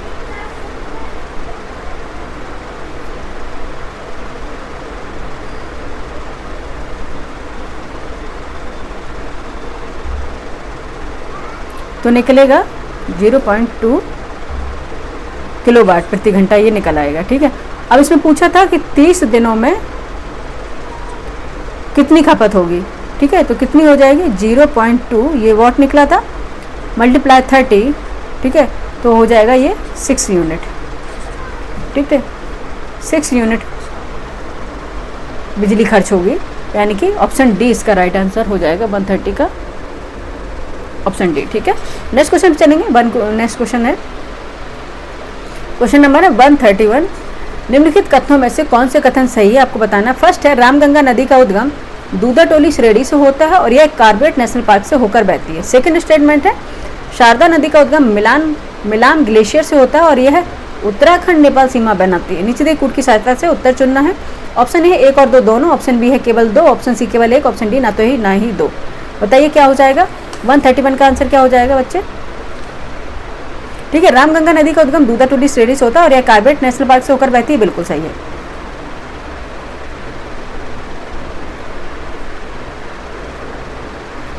और शारदा नदी का उद्गम मिलान ग्लेशियर से होता है इसमें का, और यह उत्तराखंड नेपाल सीमा बनाती, गलत है। ठीक है, ये कौन सी सीमा बनाती है? यह पीलीभीत और नेपाल की सीमा बनाती है। ठीक है, पीलीभीत और नेपाल की सीमा बनाती है शारदा नदी। शारदा नदी जिसे काली या महाकाली नदी भी कहा जाता है, और इसका उद्गम कहाँ होता है? काला पानी लिपुलेख दर्रा जो होता है पिथौरागढ़ की ऊंचाई से होता है इसका। ठीक है, कहाँ से होता है? काला पानी लिपुलेख दर्रा जहाँ पे, वहाँ से होता है, ये गलत है इसका। ठीक है, और ये पीलीभीत और नेपाल की सीमा बनाती है। ठीक है, किसकी? पीलीभीत, पीलीभीत जिला है यूपी का। ठीक है, पीलीभीत और नेपाल की सीमा बनाती है, ना कि उत्तराखंड और नेपाल की। ठीक है, इसलिए गलत हो जाएगा। और इसके गलत होने से आपका आंसर निकलना है कौन सा सही है, तो केवल एक, ऑप्शन सी राइट आंसर हो जाएगा। 131 का आंसर हो जाएगा ऑप्शन सी। नेक्स्ट क्वेश्चन चलेंगे, ऑप्शन सी है बच्चे, ऑप्शन सी। नेक्स्ट क्वेश्चन चलेंगे, क्वेश्चन नंबर है 132। क्वेश्चन नंबर है 132। नीचे 2 कथन दिए, एक को अभिकथन ए और दूसरे कारण आर कहा गया। अभिकथन ए है, मथुरा भारत की प्राचीन सप्तपुरियों में से एक है और इसे भगवान श्री कृष्ण का जन्म स्थान माना जाता है। ठीक है, और कारण आर है, मथुरा को भारत सरकार की हृदय योजना के अंतर्गत विरासत शहर के रूप में विकसित करने के लिए चयनित किया गया। नीचे दिए कूट की सहायता से सही उत्तर का आपको चयन करना है। ऑप्शन ए है ए असत्य किंतु आर सत्य, ऑप्शन बी है ए आर दोनों सत्य है और आर ए की सही व्याख्या करता है, ऑप्शन सी ए सत्य किंतु आर सत्य, ऑप्शन डी ए आर दोनों सत्य किंतु आर ए की सही व्याख्या नहीं करता है। बताइए क्या आंसर हो जाएगा 132 का? ठीक है, मथुरा भारत के प्राचीन शक्तियों में एक है और इसे भगवान श्री कृष्ण का जन्म स्थान माना है, ठीक है, माना जाता है। ये बिल्कुल सही है। मथुरा भारत की सरकार की हृदय योजना, ठीक है, हृदय योजना यानी कि हेरिटेज सिटी डेवलपमेंट ऑफ, ठीक है, heritage city of development and augmentation योजना जो थी निकली थी, ऑगमेंटेशन योजना जो निकाली थी, ठीक है, इसे बोलते हैं हृदय, ठीक है, इसके तहत इसको चयनित किया गया है। तो दोनों ही सही होगा, ठीक है। हेरिटेज सिटी यानी कि हृदय का पूरा फुल फॉर्म हो जाएगा heritage city development and augmentation योजना, ठीक है, हृदय। तो दोनों ही सही हो जाएंगे। दोनों सही होने से आंसर आपका क्या हो जाएगा, ए आर सत्य और सही का स्पष्टीकरण भी है, ठीक है। 132 का आंसर हो जाएगा ए आर दोनों सत्य और एक सही, ओह सॉरी एक मिनट बच्चे, ऑप्शन हो जाएगा ए आर सत्य और व्याख्या नहीं करते, एक दूसरे व्याख्या सही है लेकिन एक दूसरे की व्याख्या नहीं कर रहे हैं, ठीक है, एक दूसरे की व्याख्या नहीं कर रहे हैं। हाँ, कहाँ पे पहुँच गए हैं, एक मिनट रुको बच्चे, ठीक है, एक दूसरे की व्याख्या नहीं कर रहे। ऑप्शन डी इसका राइट आंसर हो जाएगा, ठीक है, ऑप्शन डी ही गलत लग गया, ऑप्शन डी इसकी राइट आंसर हो जाएगा, ठीक है, ठीक है। दोनों स्टेटमेंट सही है लेकिन एक दूसरे की व्याख्या नहीं कर रहे हैं। 132 राइट आंसर हो जाएगा इसका ऑप्शन डी। नेक्स्ट क्वेश्चन चलेंगे, क्वेश्चन नंबर है 133, एक मिनट, क्वेश्चन नंबर है 133। उत्तर प्रदेश मातृभूमि योजना के संदर्भ में निम्नलिखित कथनों पर विचार करना है। फर्स्ट, इस योजना को शहरी एवं ग्रामीण दोनों क्षेत्रों में लागू किया गया है। सेकेंड, योजना के तहत विकास कार्यों में 60% धनराशि लोगों द्वारा और 40% राज्य सरकार द्वारा प्रदान की जाएगी। नीचे दिए कूट से सही उत्तर आपको चुनना है। कूट है ऑप्शन ए है 1 और 2 दोनों, ऑप्शन बी केवल 2, ऑप्शन सी केवल 1, ऑप्शन डी ना तो 1 ना ही 2। बताइए क्वेश्चन नंबर 133 का आंसर क्या हो जाएगा, ठीक है। मातृभूमि योजना है, इस योजना के तहत शहरी एवं ग्रामीण दोनों क्षेत्रों को लागू किया जाएगा और योजना के तहत विकास कार्य में 60% यानी कि 60% धनराशि लोगों द्वारा और 40% राज्य सरकार द्वारा प्रदान की जाएगी। तो ऑप्शन ए इसका राइट आंसर हो जाएगा। दोनों ही सही है ये बच्चे। नेक्स्ट क्वेश्चन चलेंगे, क्वेश्चन नंबर है 134। निम्नलिखित कथनों में से कौन से कथन सही है। फर्स्ट है उत्तर प्रदेश में इलेक्ट्रॉनिक सिटी की स्थापना लखनऊ में की गई, ये तो बिल्कुल गलत है बच्चे। कहाँ पे होगी, नोएडा, ठीक है, कहाँ पे होगी, नोएडा में होगी, ठीक, यहाँ पे लिख दे रहे हैं नोएडा में, ठीक है। उत्तर प्रदेश में कृषि यंत्र निर्माण के प्रमुख केंद्र आगरा, अलीगढ़, मेरठ, कानपुर एवं लखनऊ है, ठीक है। उत्तर प्रदेश के कृषि यंत्र निर्माण के प्रमुख केंद्र आगरा, अलीगढ़, मेरठ, कानपुर एवं लखनऊ हैं,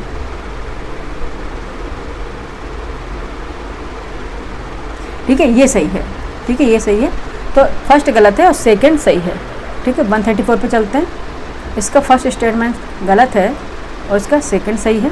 देख लेते हैं क्वेश्चन नंबर इस पर, ठीक है।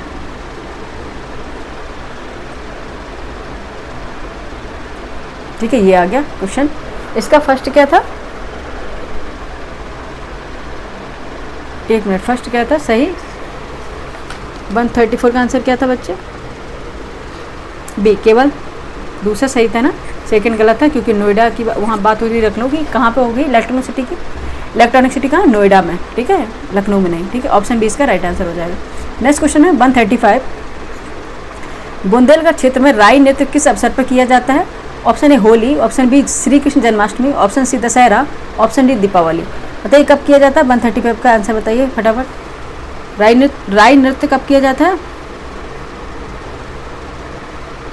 श्री कृष्ण जन्माष्टमी के अवसर पर किया जाता है, ठीक है।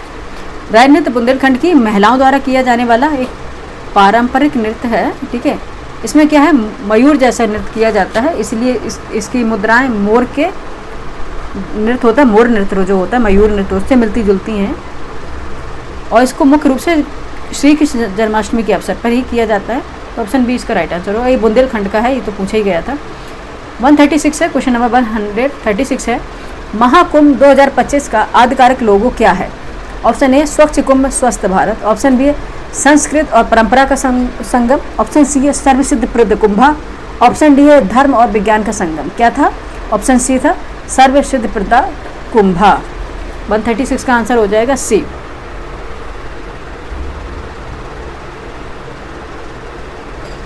ठीक है, नेक्स्ट क्वेश्चन चलते। क्वेश्चन नंबर 137 है, निम्नलिखित कथनों पर विचार करें। फर्स्ट है स्टेटमेंट, पायरोफाइलाइट खनिज उत्तर प्रदेश के हमीरपुर, झांसी, ललितपुर एवं महोबा जिलों में पाया जाता है। ठीक है, कौन सा? पायरोफाइलाइट। ठीक है, और सेकंड है पोटास लवण मुक्ता उत्तर प्रदेश के मिर्जापुर और चुनार जिलों से प्राप्त होता है। नीचे दिए कुछ से सही उत्तर आपको चुनना है। ऑप्शन ए केवल एक, ऑप्शन बी एक और दो दोनों, ऑप्शन सी ना तो एक ना ही दो, ऑप्शन डी केवल दो। क्या हो जाएगा? जो पायरोफाइलाइट है खनिज उत्तर प्रदेश के हमीरपुर, झांसी, ललितपुर, महोबा जिलों में पाया जाता है, बिल्कुल सही है। देखिए इसमें दिया पोटास लवण मुक्ता उत्तर प्रदेश के मिर्जापुर और चुनार जिलों में पाया जाता है, ये गलत है। ठीक है, ये गलत हो जाएगा।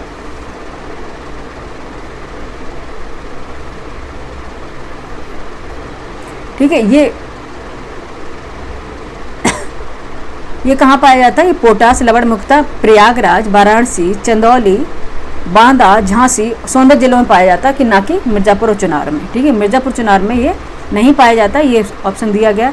और पाया कहाँ जाता है ये हम लिख दे रहे हैं आप लोगों के लिए। ठीक है, कहाँ पाया जाता है? पोटास लवण कहाँ तक पाया जाता है? प्रयागराज में। ठीक है, प्रयागराज। ठीक है, प्रयागराज, वाराणसी, चंदौली, बांदा,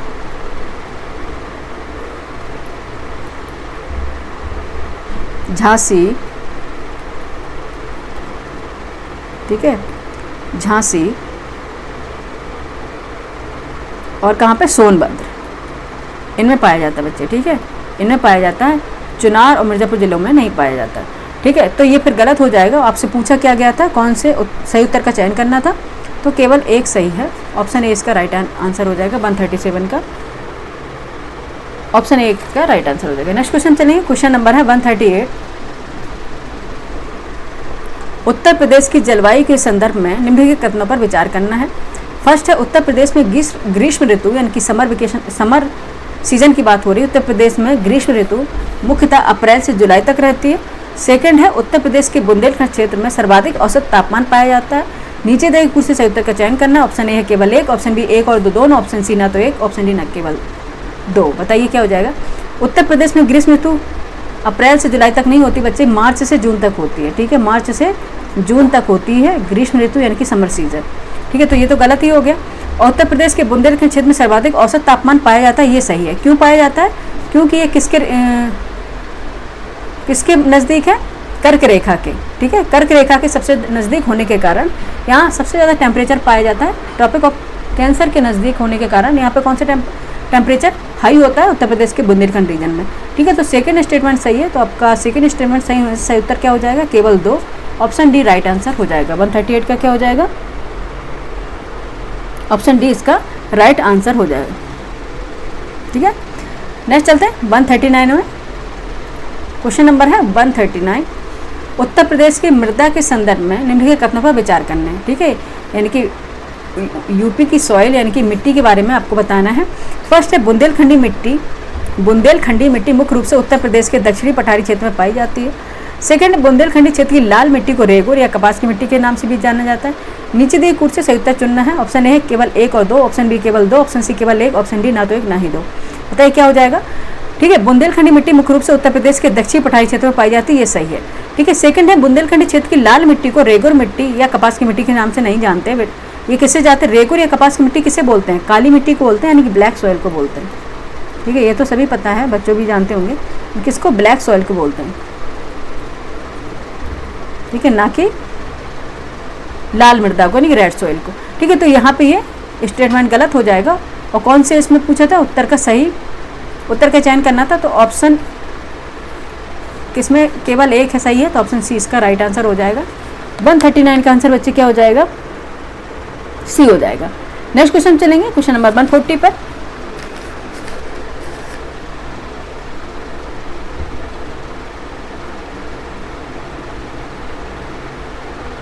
ठीक है,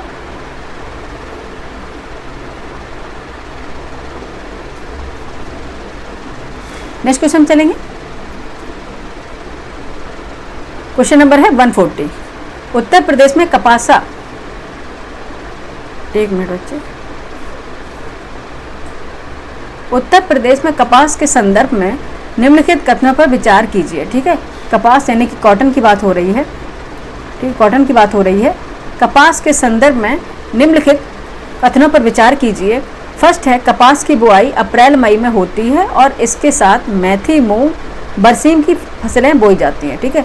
सेकेंड स्टेटमेंट है, प्रमुख उत्पादक जिले लखनऊ, कानपुर और प्रयागराज हैं। दिए गए कूट का सही उत्तर चुनिए।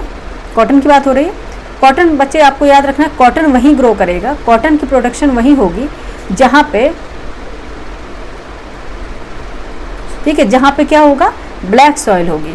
ठीक है, बस इसी से लगा लीजिए, जिन राज्यों में ब्लैक सॉइल है वहाँ पे कॉटन का प्रोडक्शन होगा। ठीक है, उत्पादकता वहीं पे होगी इसकी, कॉटन की।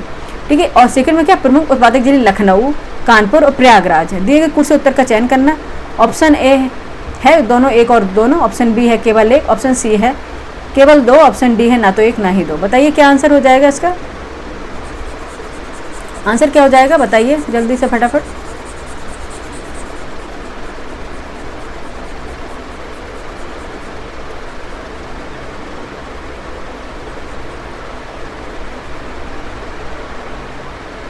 ठीक है, आंसर क्या हो गया इसका, यही बता रहे। ठीक है, ये बिल्कुल सही है। कपास की बुआई अप्रैल मई में होती है, उसके साथ मेथी, मूंग, बरसीम की फसलें बोई जाती हैं, बिल्कुल सही। लेकिन इसमें ये प्रमुख उत्पादक जिले लखनऊ, कानपुर, प्रयागराज में, ये गलत है। ठीक है, ये गलत है क्योंकि इसके प्रमुख उत्पादक जिले मथुरा, अलीगढ़,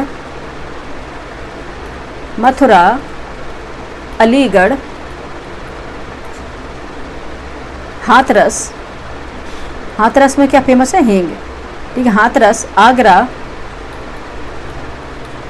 बुलंदशहर, यहाँ पे लिख दे रहे हैं, बुलंदशहर और मुजफ्फरनगर, ये सब हैं जिनमें क्या होता है, कपास का उत्पादन होता है। ठीक है, तो ये पर सेकेंड स्टेटमेंट रॉन्ग था, तो क्या सही हो जाएगा, सही उत्तर केवल एक इसमें बी। ठीक है, बी हो जाएगा। 140 का आंसर क्या हो जाएगा बच्चे, बी हो जाएगा। ठीक है, तो यहीं पे हमारे जीएस पार्ट बी के सारे क्वेश्चन कंप्लीट हो गए। ठीक है, जीएस पार्ट बी के सारे क्वेश्चन कंप्लीट हो गए। ये 5th टेस्ट सीरीज थी जिसमें जीएस पार्ट ए में हमने 70 क्वेश्चन कराए थे और जीएस पार्ट बी में 70 क्वेश्चन कराए थे। इस तरह से 140 क्वेश्चन जीएस के कंप्लीट हो गए बच्चे। अब बचा है हिंदी का सेक्शन, वो कल हम हिंदी से सेक्शन लेके आएंगे और आपकी 5th टेस्ट सीरीज कंप्लीट हो जाएगी। ठीक है, आप लोग बताइएगा ये क्लास आपको कैसी लगी, कमेंट करके ज़रूर बताइए। ठीक है, क्लास कैसी लगी और आप क्या इम्प्रूवमेंट चाहते हैं, और अगर जो भी क्वेश्चन आपको समझ में ना आए या फिर जो रीजनिंग का क्वेश्चन समझ में ना आए तो उसे कमेंट करके पूछिएगा, वो हम दोबारा आपको समझा देंगे। ठीक है, लाइक कीजिए, सब्सक्राइब कीजिए, शेयर कीजिए, लोगों को जोड़िए जिससे हमें मोटिवेशन मिल सके अच्छे से अच्छा कंटेंट बनाने के लिए। आप नहीं भी करेंगे तो भी हम अच्छे से अच्छे कंटेंट बनाकर लाएंगे, लेकिन आपको किसी भी चीज़ को करने के लिए एनर्जी की ज़रूरत होती है। तो आपके कमेंट और आपके सब्सक्राइबर हमें क्या करते हैं, अगर आप सब्सक्राइब बढ़ाएंगे तो हमें एक एनर्जी मिलती है जिससे हम अच्छे से अच्छा कंटेंट लेकर आएँ। ठीक है बच्चे, पढ़ते रहिए, आप जहाँ भी रहें मस्त रहें, व्यस्त रहें, और आर के एग्ज़ाम के लिए बहुत समय शेष नहीं है। रिवीजन करते रहिए, पढ़िए, करंट अफेयर लेकर आते हैं हम। जैसे रीजनिंग ख़त्म होगी और इसकी 5th जो टेस्ट सीरीज़ ख़त्म होगी तो उसके बाद हम दृष्टि जो ईयरली निकलती है वर्ष की, वो जो आँख वाली आती है, उसके जो मोस्ट इंपॉर्टेंट फैक्ट होंगे वो लेके आएंगे। ठीक है, थैंक यू फॉर वॉचिंग।